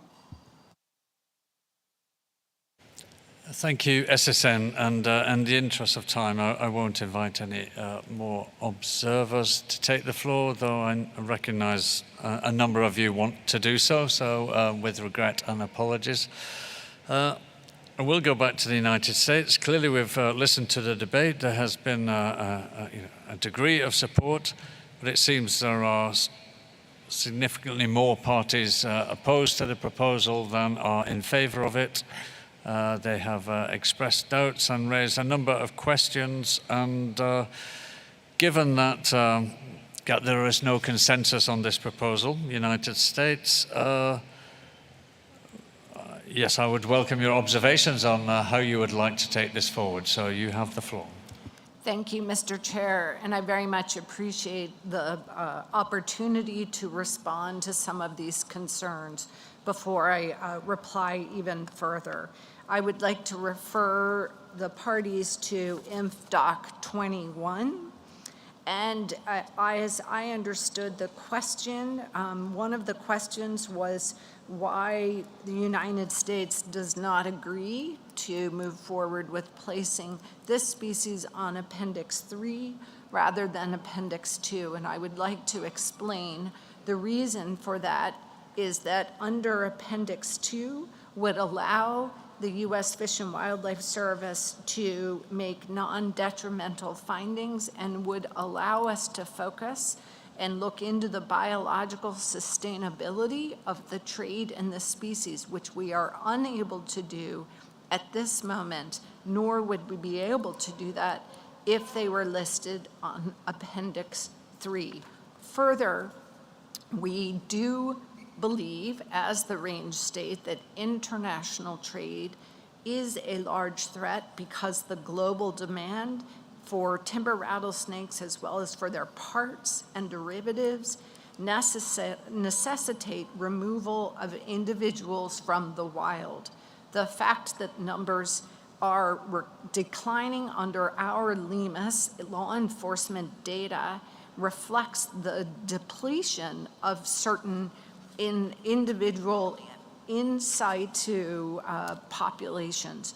Further, in conclusion, this proposal in no way addresses or implicates local government in the United States. Indeed, the Fish and Wildlife Service works in partnership with its sister states and very much appreciate that partnership. So it is with great disappointment in lack of support for our biological data from our source country that we will withdraw this proposal.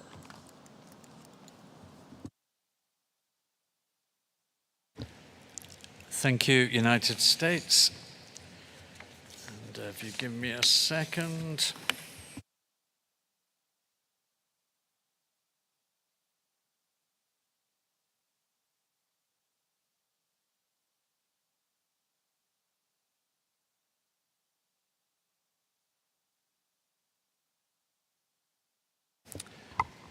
We're now on to proposal 22, which is for Kelis fimbriata and Kelis orinocensis, to a proposal to include these two species in Appendix 2. The proponents are Brazil, Colombia, Costa Rica, and Peru, and I invite one of those countries to introduce that. So, Peru, you have the floor. Gracias, señor presidente. La propuesta es de inclusión en el apéndice 2. La finalidad de esta propuesta es incluir a las dos únicas especies del género Chelus, Chelus fimbriata y Chelus orinocensis, en el apéndice 2 de la Convención CITES, cumpliendo con el criterio B del anexo 2 de la resolución Conferencia 9.24 Rep. CoP17. La nueva descripción de la especie Chelus orinocensis, el cual divide a Chelus fimbriata en dos especies, implica que la amplia área de distribución que se consideraba para esta especie corresponde a dos especies de distribución independiente y que habitan territorios diferentes. Chelus fimbriata en la cuenca del Amazonas y drenaje del río Maurí, y Chelus orinocensis en la cuenca del Orinoco, Río Negro y Esequibo. Esta reducción del área de distribución para ambas especies aumenta su vulnerabilidad frente a las amenazas por pérdida de hábitat y por la sobreexplotación de estas dos especies. La ocurrencia de estas especies se da en hábitats acuáticos poco profundos, de movimientos lentos o aguas tranquilas. Estas especies tienen una creciente demanda internacional y su comercio se regula bajo la legislación de cada país. Existe además un número importante de decomisos como los ocurridos en Colombia y Perú, más de 2.000 individuos neonatos en un solo embarque en el Aeropuerto Internacional del Dorado en Colombia y, según la autoridad administrativa peruana, más de 1.000 individuos. Solo en Perú, legalmente, la exportación de Chelus fimbriata aumentó de 749 individuos vivos en el año 2010 a 18.355 en el año 2018. Los lotes de mata-mata exportados desde Perú proceden de la recolección del medio silvestre bajo la modalidad de rancheo y de la producción de zoocriaderos autorizados. Las crías de mata-mata se comercializan a gran escala en los mercados internacionales de mascotas y es buscada por acuaristas y aficionados a las tortugas en Asia, América del Norte y Europa, por lo que el seguimiento al comercio internacional de estas especies es necesario. Estos elementos indican que es necesaria y oportuna la regulación internacional del comercio de las especies Chelus fimbriata y Chelus orinocensis para reducir las potenciales amenazas originadas por la demanda comercial de ambas especies. Su inclusión en el apéndice 2 de las CITES permitirá que la exportación sea bajo el cumplimiento de las condiciones que dicho comercio internacional precisa y no vaya en detrimento de la supervivencia de las especies, y que el proceso de manejo in situ y ex situ se caracterice por la transparencia de sus registros en todas sus etapas, aplicando los mecanismos de control y observancia previstas para especies protegidas por la Convención, completando así las medidas nacionales dispuestas por los países en materia de comercio de estas especies. Es por ello que pedimos que los países apoyen esta propuesta. Gracias. Thank you, Peru. And I see your co-proponents are requesting the floor. I open the floor now for comments by parties.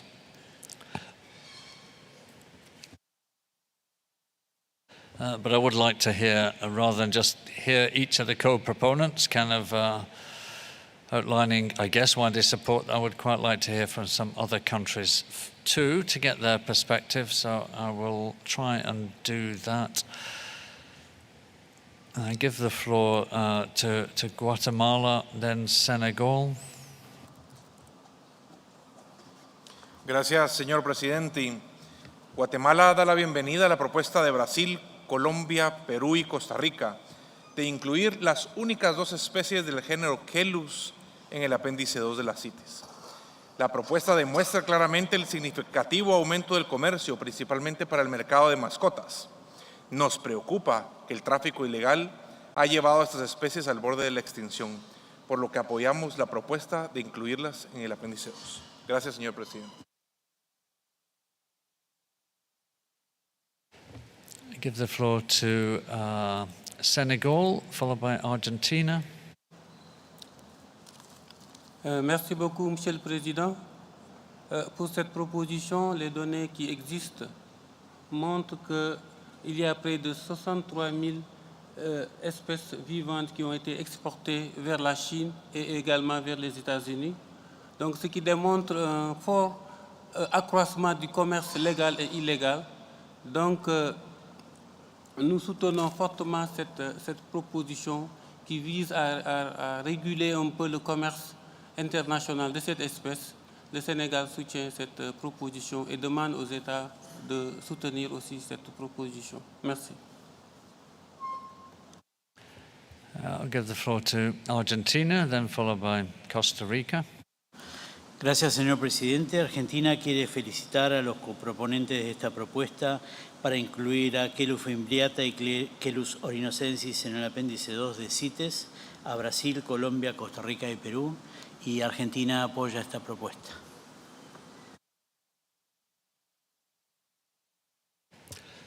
I'll give the floor to Costa Rica as a co-proponent, but if you could keep your remarks short because we've had a long intervention already. You have the floor.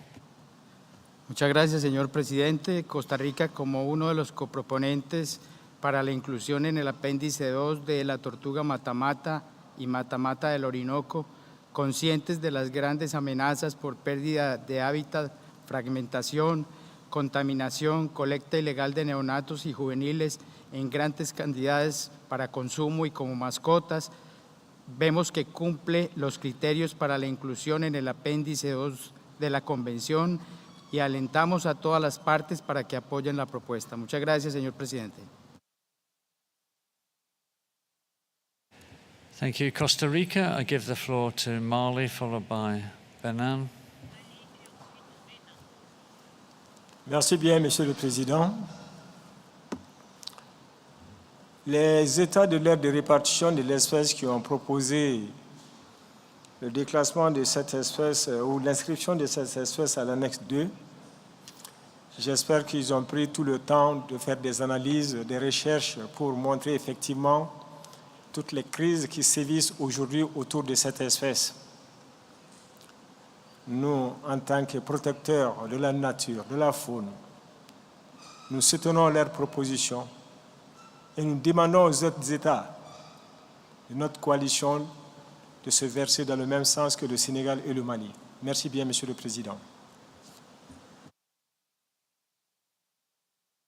I give the floor to Benin. Merci, Monsieur le Président. Le Bénin félicite les auteurs de cette proposition et comprend la menace qui pèse sur l'espèce vu l'augmentation du commerce international.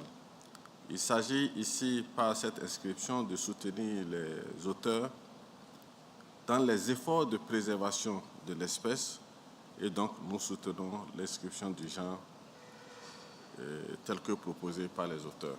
Merci. Thank you, Benin. I give the floor to Brazil again as another co-proponent, and ask you to keep your remarks short, to be followed by the European Union.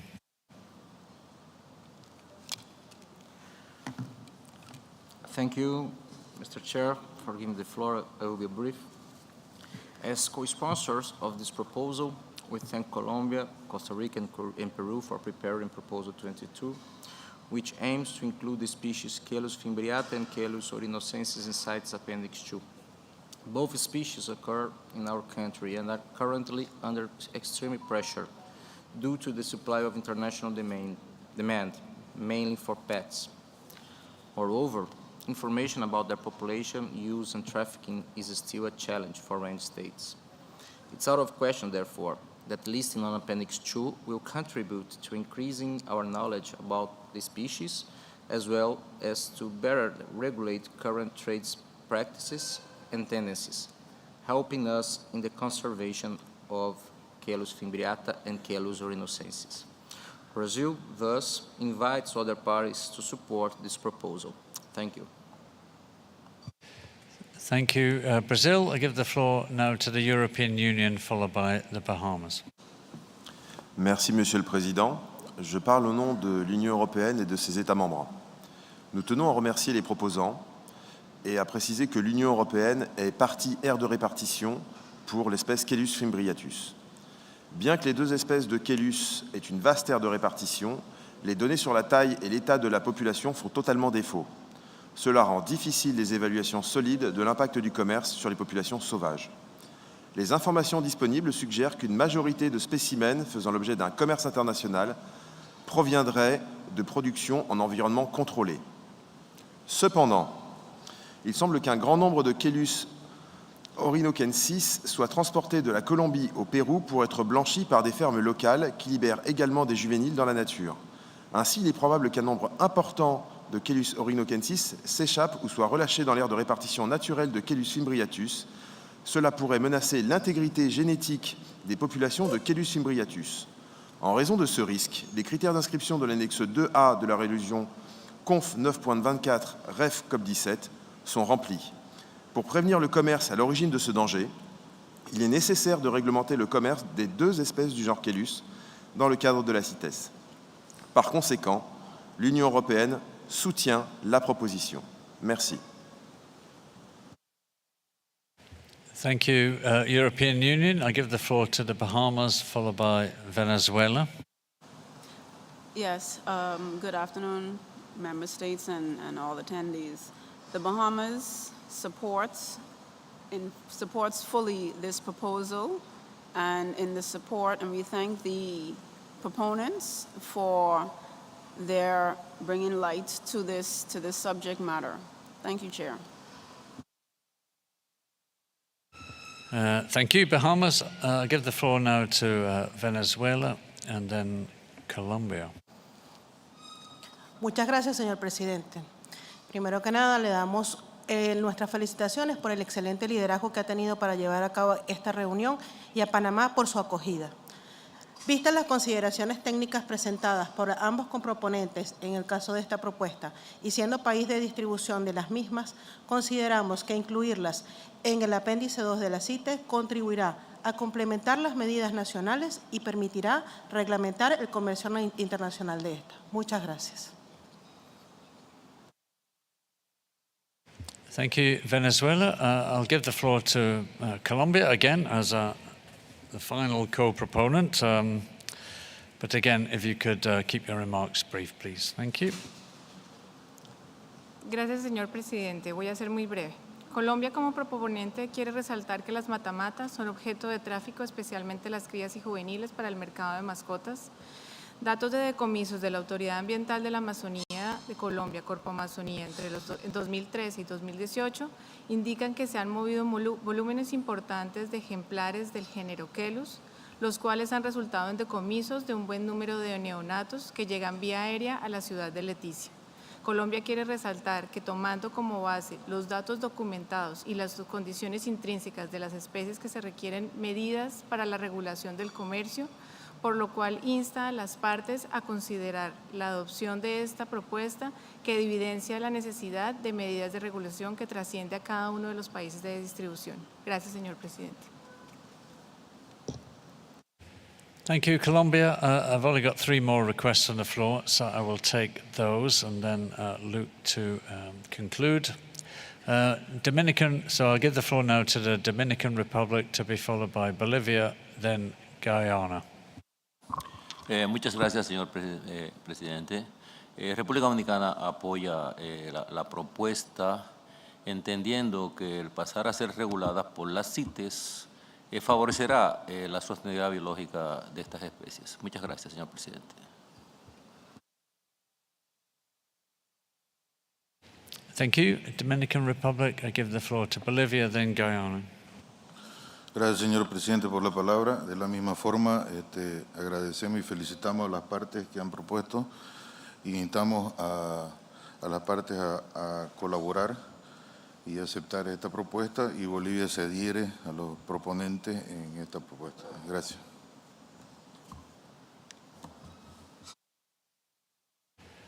Guyana, you have the floor as the final party. Thank you, Chair. Guyana thanks the proponents of this proposal for bringing it forward, and given the threats to these species, Guyana supports this proposal.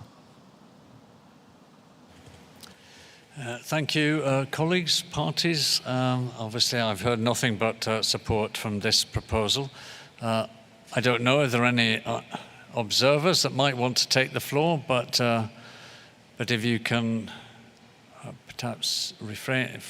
Okay, I'll give one observer the floor, WCS, but if you could keep it very brief, because there is a clear direction of travel here. Thank you. That's fine, let me start. Thank you, Chair. And I'm going to speak briefly on proposals 22 to 33, and so you don't have to hear from me the rest of the time. I'm speaking on behalf of WCS and several other NGOs. I'll send the list regarding these proposals. I'll speak briefly and then turn it over to my colleague from Peru to speak briefly on the exciting support from all of you for Proposal 22. We call your attention to a letter signed last month by the International Coalition of Concerned Turtle Scientists and Conservationists, 171 turtle scientists and specialists from 50 countries, calling upon all CITES parties to support all of these proposals for freshwater turtles. You may find this letter in the excellent information document 21, which has additional information. Turtles are some of the most threatened groups of vertebrates. In addition to other threats, turtle populations have declined significantly due to targeted, unsustainable, and illegal exploitation for trade. This is the single most powerful factor driving these species and populations towards extinction, and abating this threat is the very reason that CITES exists. Waiting for complete data for all populations would mean the depletion or loss of many populations and would not be consistent with the precautionary principle, which you have wonderfully utilized here on Proposal 22. Failure to add the species that are proposed for Appendix 2 could indeed be seen as a repudiation of CITES' mission to manage international trade in at-risk taxa. We therefore urge you to support the adoption of all of these turtle proposals, and I now turn it over for a brief intervention from my colleague from Peru. Gracias, señor presidente. Desde Wildlife Conservation Society, WCS, agradecemos mucho la propuesta de inclusión de Quelus fibrata y Quelus orinocensis en el apéndice 2, presentada por Perú, Colombia, Brasil y Costa Rica, y también por todo el apoyo manifestado por los países. Desde WCS apoyamos firmemente la inclusión de estas especies en el apéndice 2 de las CITES. La inclusión de las tortugas mata-mata es fundamental para ayudar a fortalecer los esfuerzos a lo largo de toda la cadena comercial, mejorar la colaboración entre los países del área de distribución, promover la investigación sobre ambas especies y, por supuesto, salvar a las matamatas. Muchas gracias.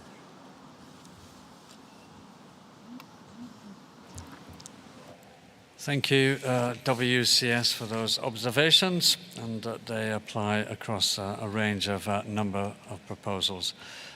Clearly, with overwhelming support, this committee can recommend to the plenary that these two species of Kelis should be included in Appendix 2 by consensus. So we'll now move on to the next proposal, which is proposal 23 on Macrochelis teminkii and Calidra serpentina. The proposal is to include in Appendix 2, and the proponent is the United States, so you have the floor.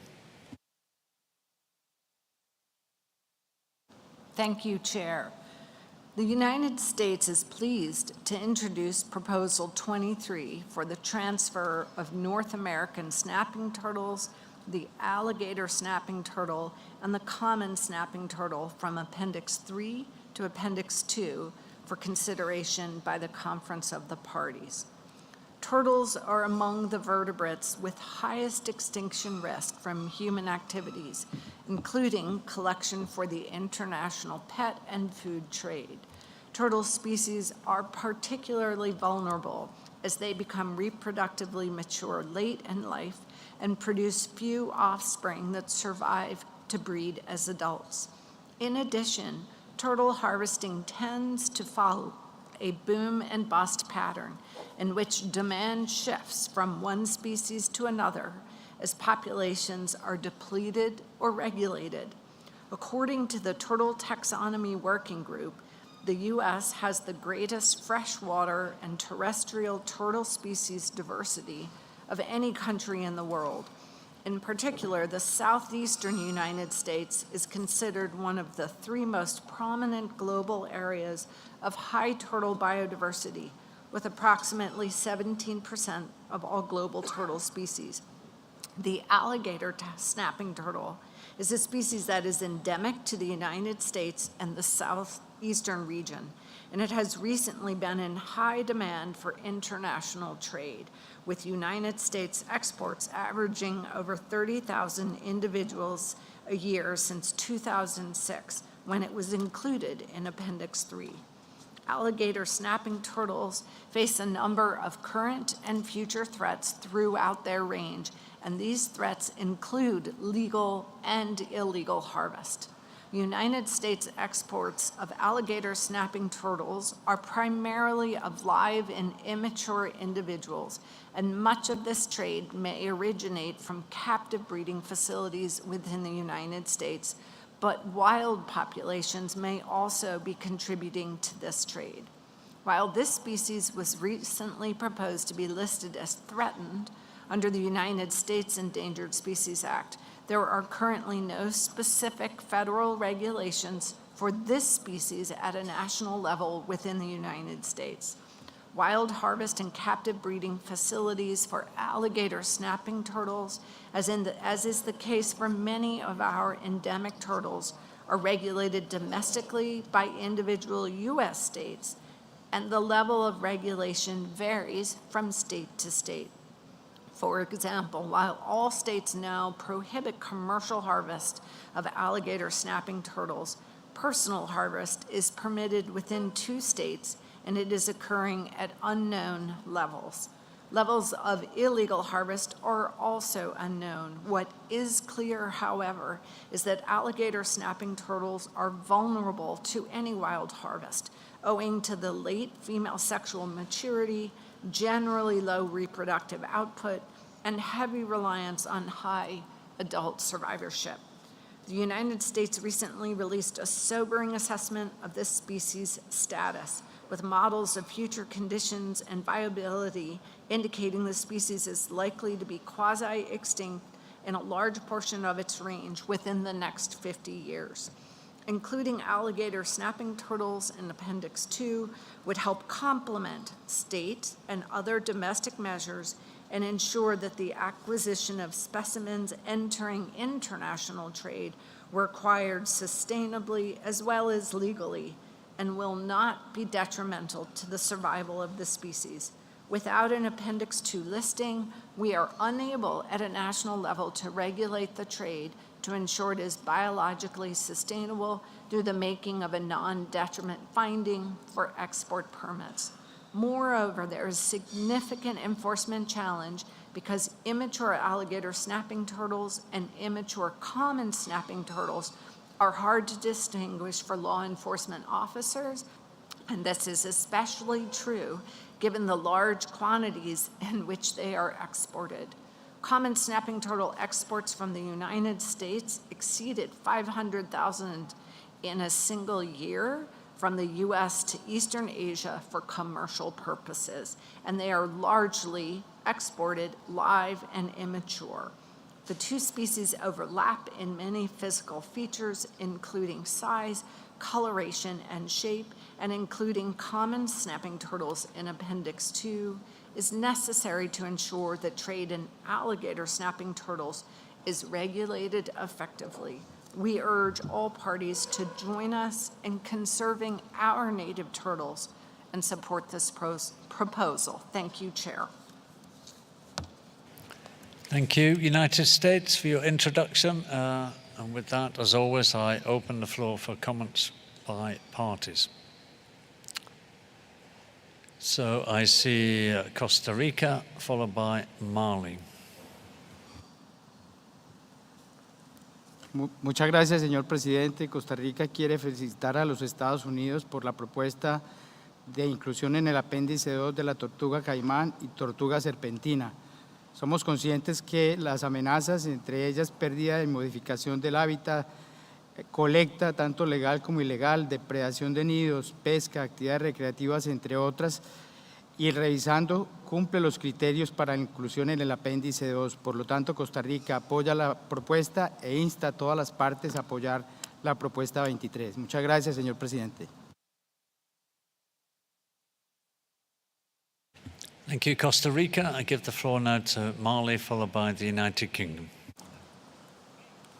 Merci bien, Monsieur le Président. La représentante des Nations Unies a fait une exposition très lumineuse concernant la situation actuelle de cette espèce. Si l'on prend le cas, par exemple, concernant le commerce, à lui seul, le Temengti, entre 2006 et 2020, a fait l'objet de 505 115 spécimens vivants qui sont capturés dans la nature et exportés vers les États-Unis. Entre 2006 et 2020, 3726 individus vivants qui ont été saisis aussi sur le commerce international. Et par rapport au serpentinat de 2017 à 2020, il y a 901 858 spécimens vivants exportés, la plupart signalés comme provenant de la captivité, ce qui n'est réellement pas vrai. Monsieur le Président, il y a une situation qui nous interpelle. Il y a une situation qui nous interpelle. Imaginez ces animaux qui, dans leur quiétude, nous sommes en train de les prendre et les acheminer sur le marché. Souvent même, c'est sur les plats de certains restaurants. La situation actuelle est qu'il y a une forte exploitation faisant l'objet d'un commerce international en nombre toujours élevé, un commerce alimentaire en grande partie par la demande de viande de tortue en Asie orientale et par un certain commerce d'animaux de compagnie. Donc, nous soutenons valablement l'intervention, sinon les propositions des États-Unis pour l'inscription de cette espèce à l'annexe 2. Je vous remercie, Monsieur le Président. Thank you. Mali, I give the floor to the United Kingdom, followed by the European Union. Thank you, Chair. We thank the United States for submitting this proposal to transfer these species from Appendix 3 to Appendix 2. We recognize that the United States is a hotspot for freshwater turtle biodiversity, and we recognize the importance in this region of effective management to ensure exploitation is sustainable to enable positive conservation outcomes for freshwater turtles. We note that the alligator snapping turtle appears to meet the criteria for listing on Appendix 2. There is evidence of range contraction, consistent high demand in international trades, and an innate ability to recover from harvest pressures quickly due to life history traits which make it vulnerable to overexploitation. The common snapping turtle is unlikely to meet the biological criteria for listing on Appendix 2, having a wide distribution and is not suffering from a marked decline. However, as both species in this proposal are traded predominantly as juveniles, there will likely be difficulties in distinguishing between the two in trade, so the common snapping turtle appears to qualify on look-alike grounds. The UK therefore supports this proposal to add both of these species to Appendix 2. Thank you. Thank you. United Kingdom, I give the floor now to the European Union, followed by Guatemala. Thank you, Chair. I speak on behalf of the EU and its member states. Although the proposal presents rather incomplete data about the trade in Macrochelys teminki, the wild population might be affected by the current harvest level, and the EU is of the opinion that Criterion B in Annex 2 small a of Resolution Conf 924 Rev CoP19 is met. Therefore, the EU and its member states support listing of this species in Appendix 2. Concerning the second species proposed for inclusion in Appendix 2, Chelydra serpentina, the EU is of the opinion that compliance with Criterion A in Annex 2 little b of Resolution Conf 924 seems not to be met. Even juveniles of Macrochelys teminki can be easily distinguished from Chelydra long before they reach a size at which trade becomes conservation relevant. Although the listing of Chelydra serpentina might ease aspects of the enforcement for the USA, it will create even larger complications internationally, since Macrochelys teminki is much easier distinguishable from Chelydra serpentina than the three species of Chelydra amongst each other. The EU is also worried about possible shift of international trade from Chelydra serpentina to the other two Latin American Chelydra species, which would not be covered by CITES, although they are more threatened. Therefore, we have serious concerns that the listing of Chelydra serpentina may have a negative effect on the conservation of the Latin American species in the genus. Based on explained concerns, we cannot support the proposal in its current form. However, the EU proposes the amendment to reduce the scope to listing only Macrochelys teminki in Appendix 2. Thank you, Chair.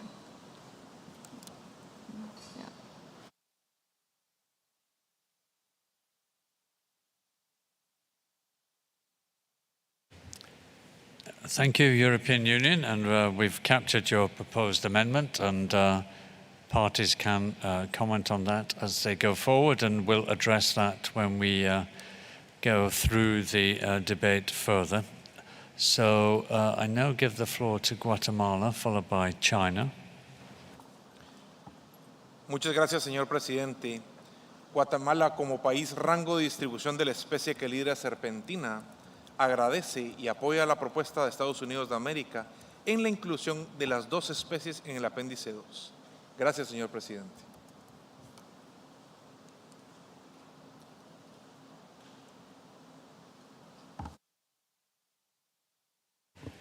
Thank you, Guatemala. I give the floor to China, followed by India. Thank you, Mr. Chair. China notes there is an international trade demand for alligator snapping turtle, and listing the species in Appendix 3 by the proponent has not been shown capable in saving the species from a declining population trend. China supports listing of alligator snapping turtle in Appendix 2 with a view to allow the species to be traded in a sustainable way. China also supports listing of common snapping turtle in Appendix 2 to facilitate effective enforcement of the concerned species. Thank you, Chair. Thank you, China. I give the floor to India, followed by the Dominican Republic. Thank you, Chair. India aligns itself with the Secretariat's view that alligator snapping turtle appear to meet Criterion B in Annex 2A of Resolution Conf 9.24 Rev CoP19 for its inclusion in Appendix 2. In line with India's cultural ethos, India also appreciates efforts of the United States of America for their proposal for listing of common snapping turtle on Appendix 2. India therefore supports the proposal to list both the species on the Appendix 2. Thank you, Chair. Thank you, India. I give the floor to Dominican Republic, followed by Senegal. Muchas gracias, señor presidente. Gracias a Estados Unidos por la propuesta 23 de las tortugas camay y serpentina. Apoyamos la misma ya que entendemos que cumple con los criterios del apéndice 2. Gracias, señor presidente.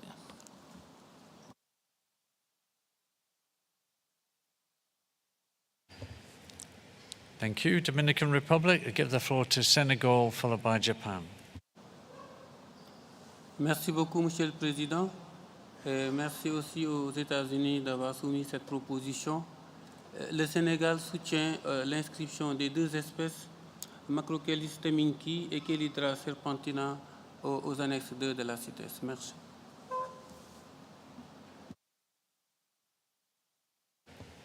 Thank you, Senegal. I give the floor to Japan, followed by Liberia. Thank you, Chair. We appreciate the United States for this proposal. Japan finds ambiguity about the information in the proposal document on the source of internationally traded specimens of Macrochelys teminki. If most of the specimens are sourced from the wild, trade regulation under the CITES as Appendix 2 would be appropriate. So we would like to confirm whether trade specimens are wild sourced or Cape sourced to further consider this proposal. Thank you. Thank you, Japan, and we'll give the United States the opportunity to comment on some of these issues later. I give the floor now to Liberia, followed by Mexico. Thank you, Chair, and I would like to congratulate the United States of America for her intervention to have the two species being studied carefully and taken over for intervention for full protection. So with this proposal, I would like to support the United States to have the two species uplisted to Appendix 2. Thank you. Thank you, Liberia. I give the floor now to Mexico, followed by Cameroon. Muchas gracias, señor presidente. Consideramos que las especies Macrochelys teminki y Chelydra serpentina cumplen con los criterios del apéndice 2. Presentan comercio alto, similitud en juveniles, alta presión de extracción para cría en granjas y exportación de juveniles. Estados Unidos ha indicado que carece de los controles de trazabilidad para asegurar que los ejemplares exportados bajo el código C son realmente criados en cautiverio y no rancheados. Por lo tanto, México apoya la propuesta de transferencia de estas especies en el apéndice 2. Gracias.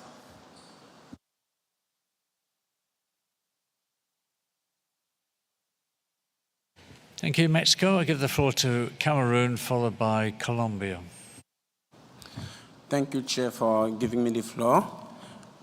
Based on the data statistics that the Secretary has presented to us, and also the threats that we've heard on the species, we fully support the proposals of the United States of America. Thank you, Mr. Chair.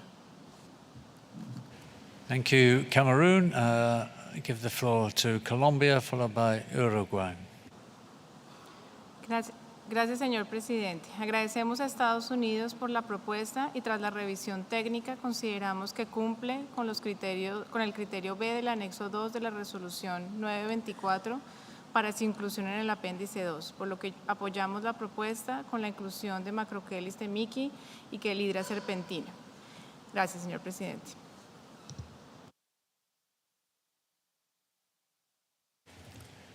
Thank you, Colombia. I give the floor to Uruguay, followed by Kenya. Gracias, señor presidente. Agradecemos la presentación de esta propuesta por Estados Unidos de América y en ese sentido Uruguay apoya la aprobación de esta propuesta tal como está. Gracias, señor presidente.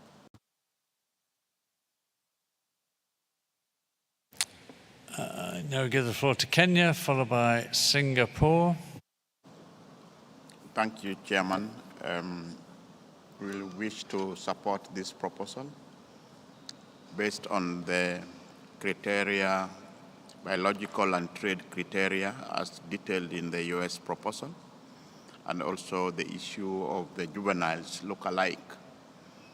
Appendix 2 listing will allow for regulation and enhance the species decline as indicated in the proposal. So we support the listing of the two species. Thank you. Thank you, Kenya. I give the floor to Singapore, followed by Côte d'Ivoire, and then Benin. Thank you, Chair. Singapore supports the proposal from the US. Thank you. Thank you. And for being brief, I give the floor to Côte d'Ivoire, then Benin. Merci, Monsieur le Président. La Côte d'Ivoire félicite les États-Unis pour cette proposition et appuie l'inscription des deux espèces à l'annexe 2.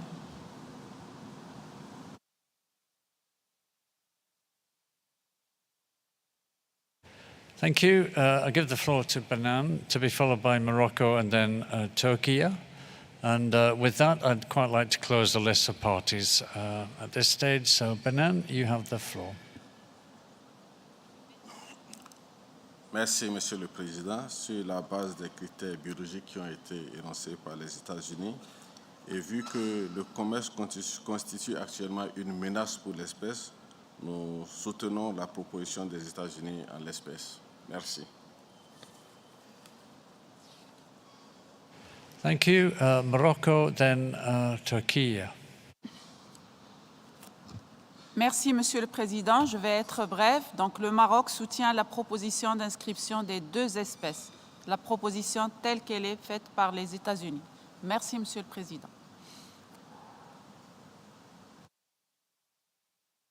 Turkey, you have the floor. Thank you, Chairman. I will be brief. We thank to the United States of America for this proposal. Chair, range countries try to protect these two species. Because of this, we fully support this proposal made by United States of America. Thank you. Thank you, Turkey. Before I go back to the United States with I'm trying to find a way to conclude this item, I will see if there are any comments from, or any observers who wish to make a comment.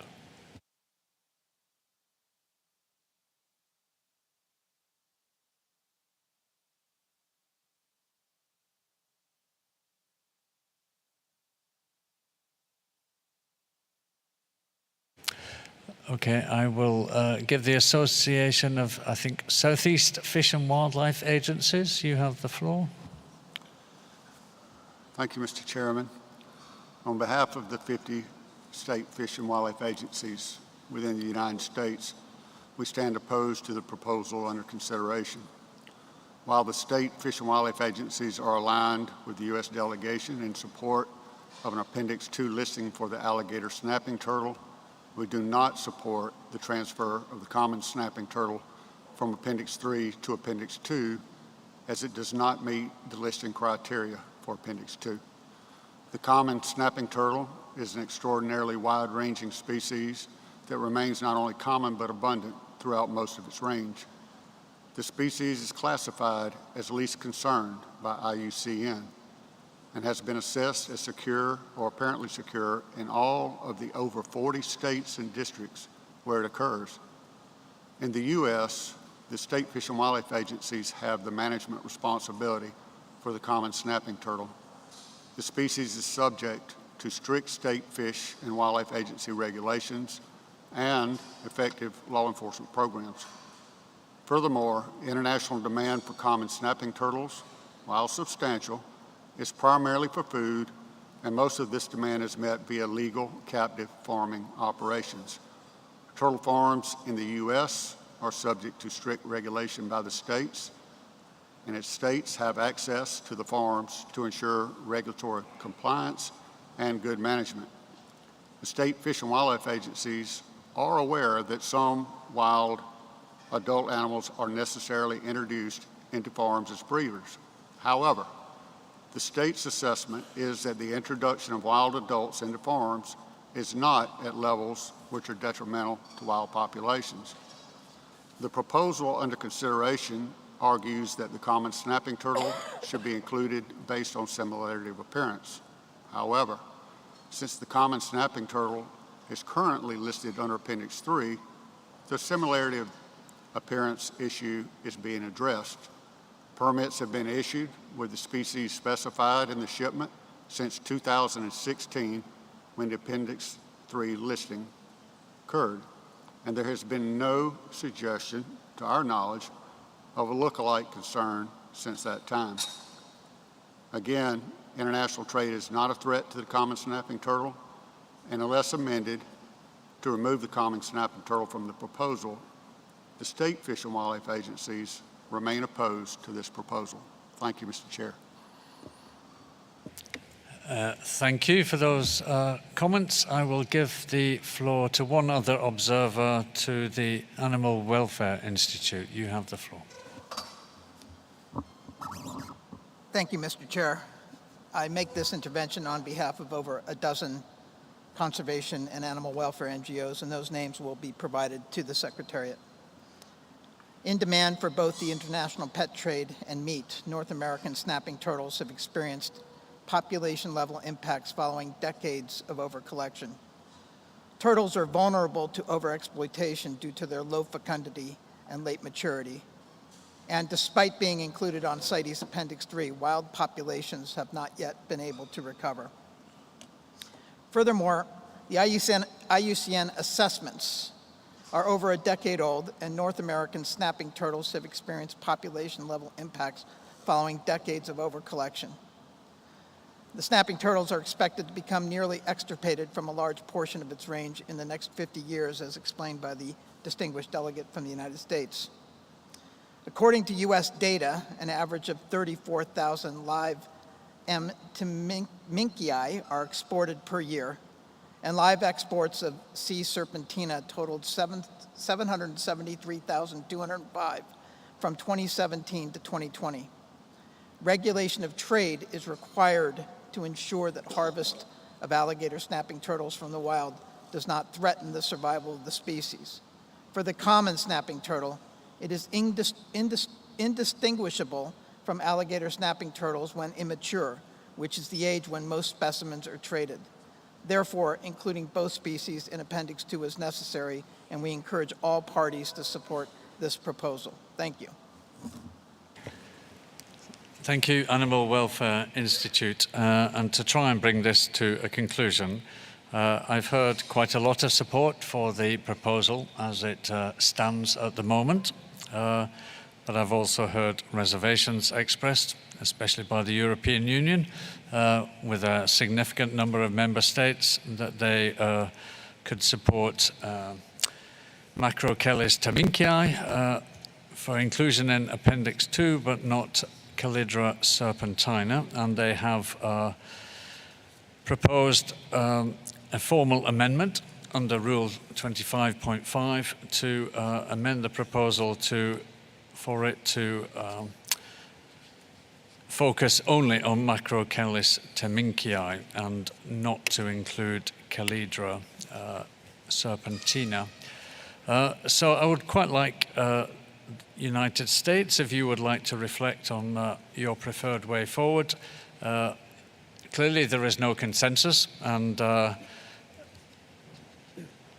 we can put this proposal to a vote, but first I would have to address the proposed amendment under Rule 25.5 made by the European Union.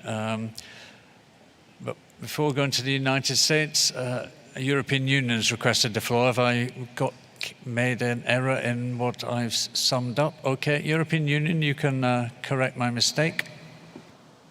Yes, thank you, Chair. We apologize if there was a misunderstanding and just want to clarify that it was not a formal amendment, but rather we propose to the proponents, the US, to reduce the scope, and we would like to hear their thoughts on this. Thank you. Thank you, European Union, for clarifying that. I think it helps maybe the United States and their response. So you've heard the comments from the European Union and others. So yes, I would welcome your comment on the way forward. United States.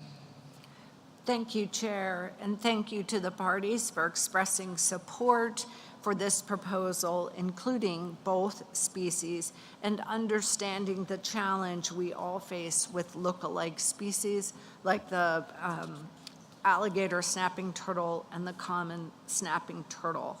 We did hear overall support for our proposal from the parties, with one exception, the European Union, and also from one observer, the Southeast Association of Fish and Wildlife Agencies.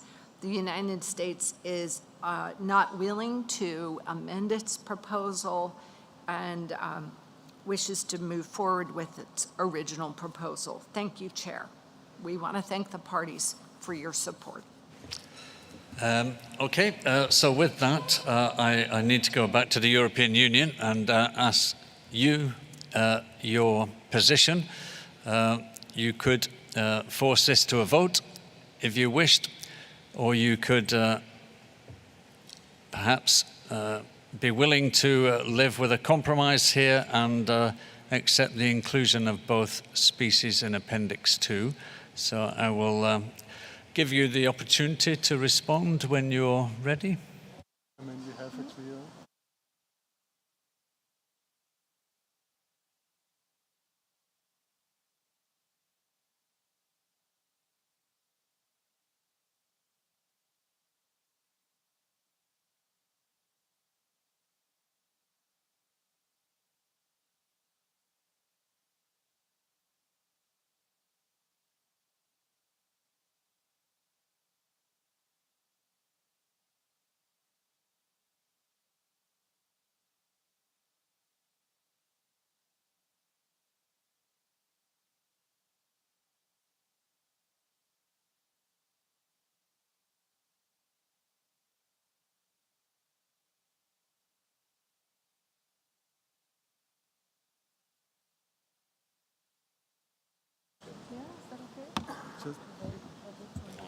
European Union have the floor. Yes, thank you, Chair. We would like to see this go to a vote. Yeah. Very good. European Union, there's no consensus, and the only way forward really is to resolve this proposal is to take it to a vote. So if we can start to get ready for United States, you want? Mr. Chair, if I could clarify, the vote is on the amendment. No, the European Union said they have made no formal amendment. Okay. The vote is on the original proposal as you submitted it. I was going to say that when I get to my kind of speech bit, but thank you. Yeah. But first, I need to make sure that everyone is sitting down and is going to remain seated, and I don't see, well, I do see people wandering about.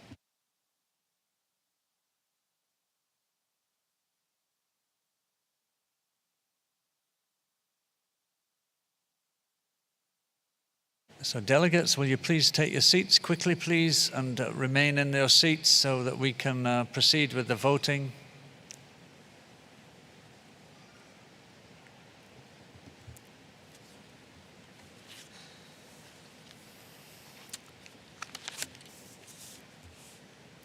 Right, I think we've got everybody seated. So to be clear, this is a vote on Proposal 23 as originally submitted by the United States to include Macrochelis teminkii and Calidra serpentina in Appendix 2.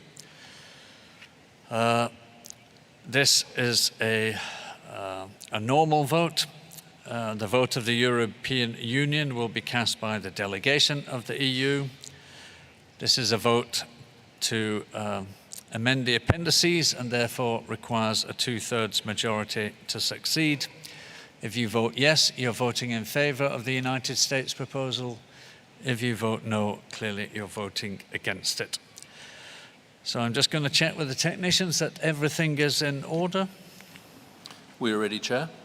Thank you. So parties, you have the usual 40 seconds to cast your vote, and the ballot is open now.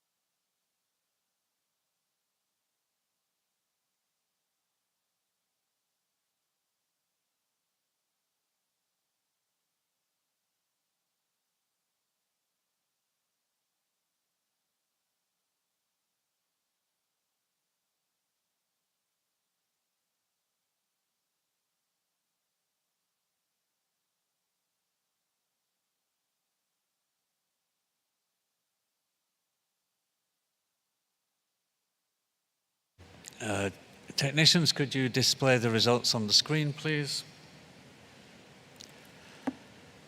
This proposal achieved the required 2/3 majority, so the recommendation from this committee is that the proposal be adopted. I will now ask the technicians if you could display the individual votes of parties on the screen.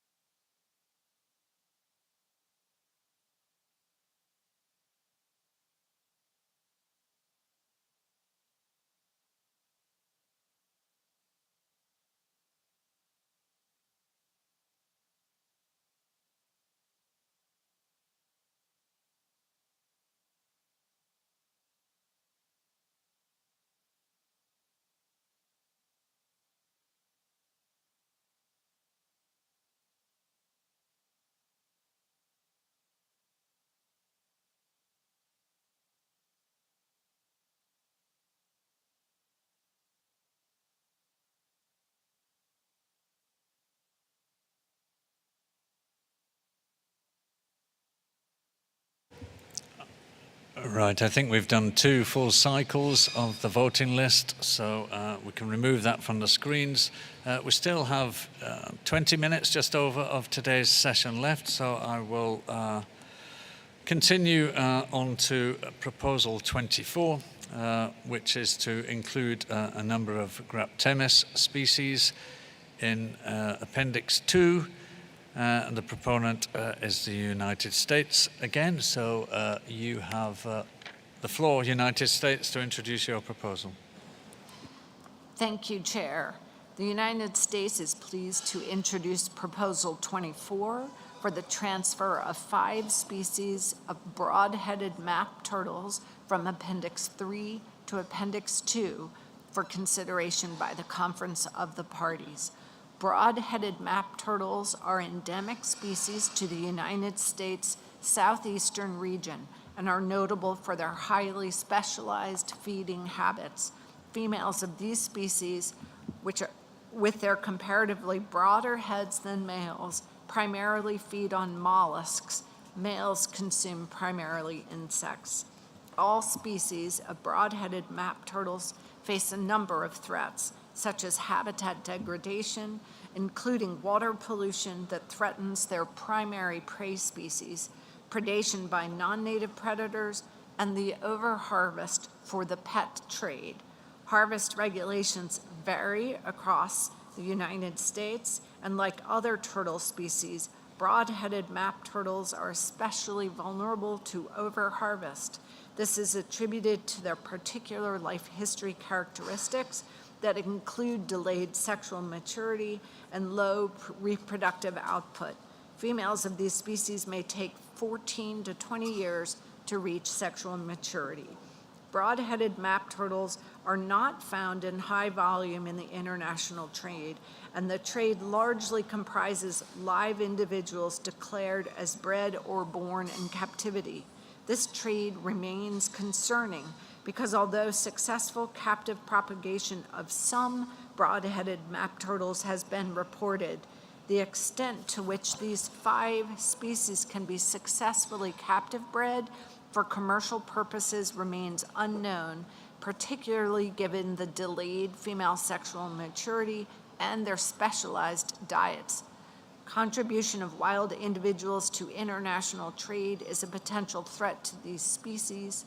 Inclusion in Appendix 2 will enable us at a national level, through the making of non-detriment findings for export permits, to regulate trade in these 5 species and ensure it is biologically sustainable and not reducing wild populations to a level at which their survival might be threatened by the continued harvesting or other influences. These turtles are also difficult to differentiate once removed from the wild because of their similarities in body form and shell and head markings, so their collective inclusion and treatment in CITES appendices is appropriate.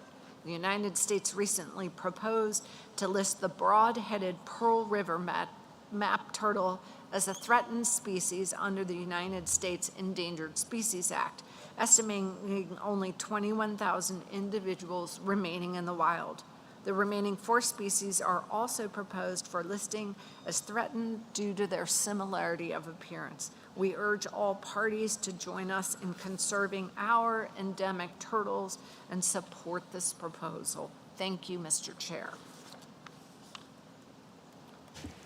Thank you, United States. And with that, I open the floor for parties. I will ask you, given the time of day, that we only have less than 20 minutes left, to keep your remarks really very brief. Indicate whether you support the proposal or not. And I see Senegal, followed by Mali. You have the floor. Merci beaucoup, Monsieur le Président. Donc, le Sénégal soutient cette proposition qui est parfaitement très justifiée. Merci beaucoup. Thank you. Senegal, Mali, you have the floor. Very brief, whether you are in favor or not. Je suis bref, Monsieur le Président. J'adhère.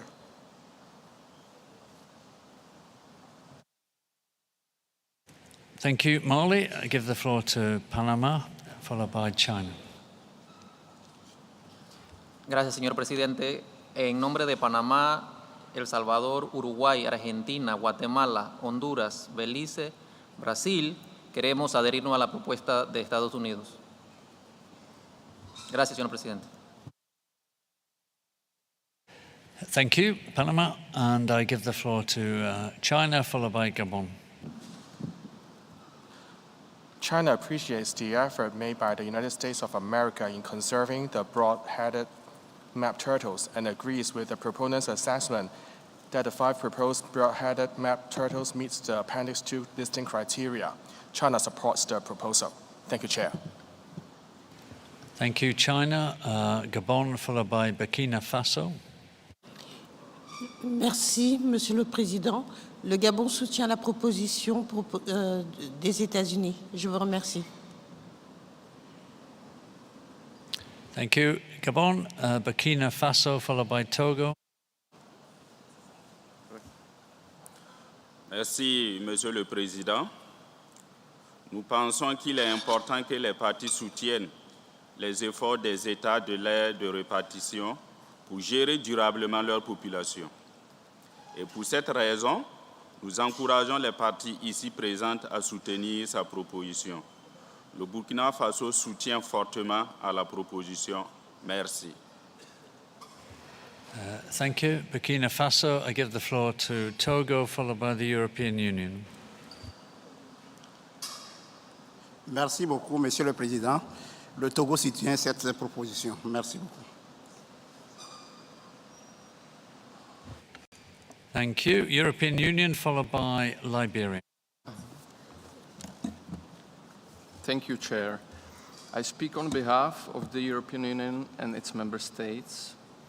Trade information from the CITES trade database for Graptemis barberi, Graptemis ernsti, Graptemis gibbonsi, Graptemis perlensis, and Graptemis pulchra shows a total of 24 transactions for 318 specimens between years 2010 and 2020. The majority of them occurred between non-range parties, and the concerned specimens were bred or born in captivity. During these 10 years, only 24 specimens were traded commercially or on international level. There is no recent evidence for illegal trade or seizures for any of these species. Accordingly, it is not comprehensible how a stronger regulation of international trade would benefit the conservation of the species. All of them are threatened by other threats, such as pollution in riverine habitat leading to the loss of primary prey species, habitat loss and alteration, overharvesting for the domestic pet trade, and other pressures which require increased national conservation efforts.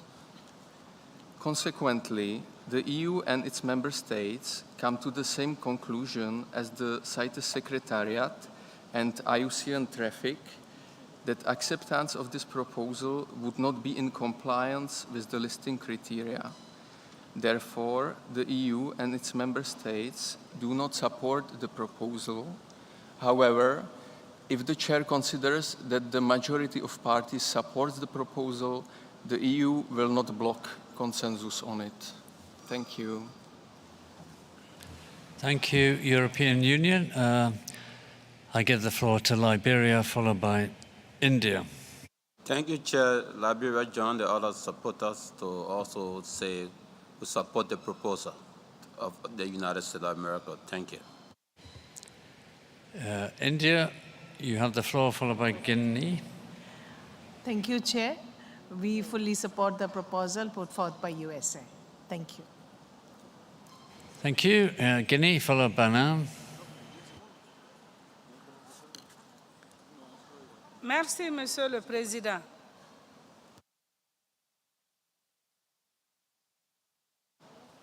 Merci, Monsieur le Président. La Guinée félicite les États-Unis et se rallie à la proposition et demande les autres partis de soutenir la proposition. Merci, Monsieur le Président. Thank you. Guinea, I give the floor to Benin, followed by Congo. Merci, Monsieur le Président. Le Bénin se joint aux partis qui soutiennent les États-Unis sur cette proposition. Merci. Thank you, Benin. I give the floor to the Congo, followed by Eritrea. Merci, Monsieur le Président. Le Congo est pour cette proposition présentée par les États-Unis. Je vous remercie.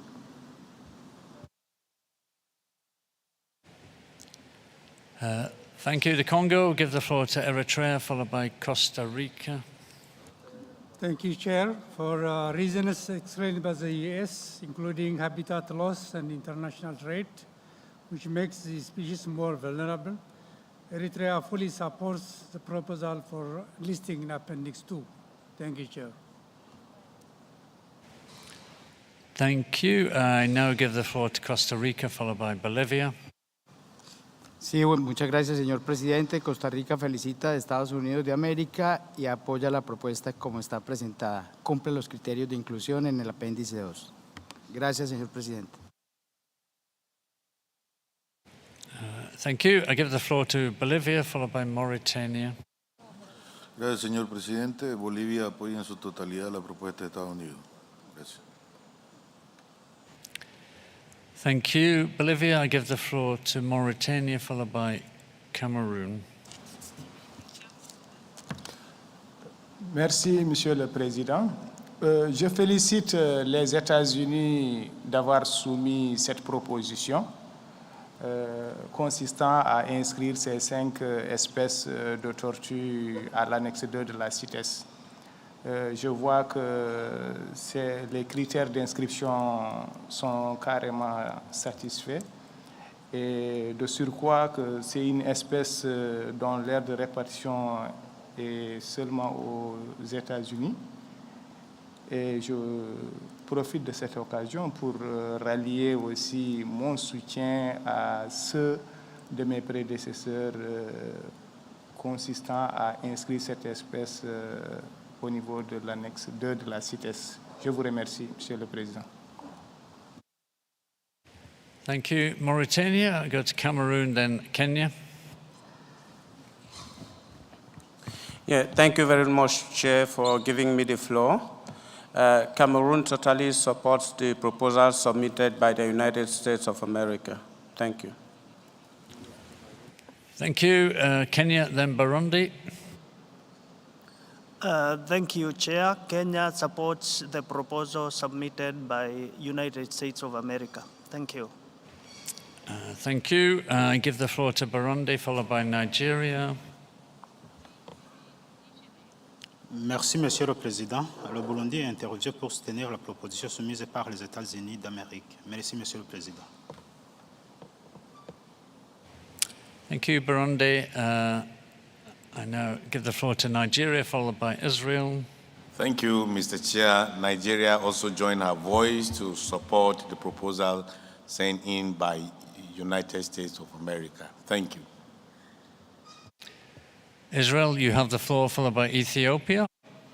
Thank you, Chair. We too support the proposal. Thank you. I now have, I give the floor to Ethiopia, and there are 4 parties following that, really, so if you can make it extremely brief. Thank you, Chair. Ethiopia also wish to fully support the proposal submitted by the United States of America. Thank you, Chair. Thank you. The Comoros, followed by Somalia. OK, merci beaucoup, Monsieur le Président. Les Comores soutiennent fermement les propositions des États-Unis. Merci beaucoup.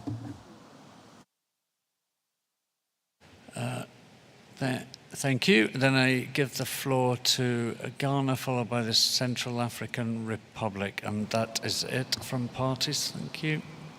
Thank you, Chair. Ghana fully supports the proposal put forward by the United States of America as it meets the listing requirement for Appendix 2. Thank you. And Central African Republic?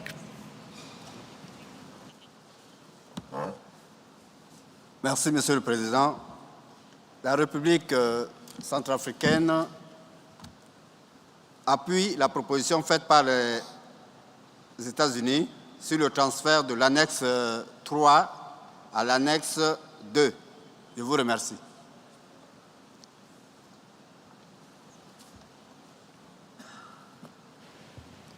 Okay, I will conclude in a moment. I'll just look to see if there are any observers that wish to make an extremely short intervention, as in a few words only. I'll give 2 the chance. The Centre for Biodiversity, as I say, extremely short, or I will interrupt you. We've only less than 8 minutes left. No, 7 minutes.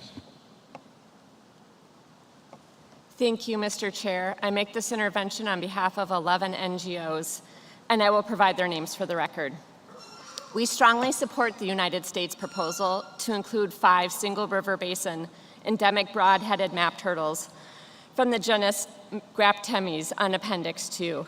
My own organization is from North America. One moment. That's all I wanted to hear from you.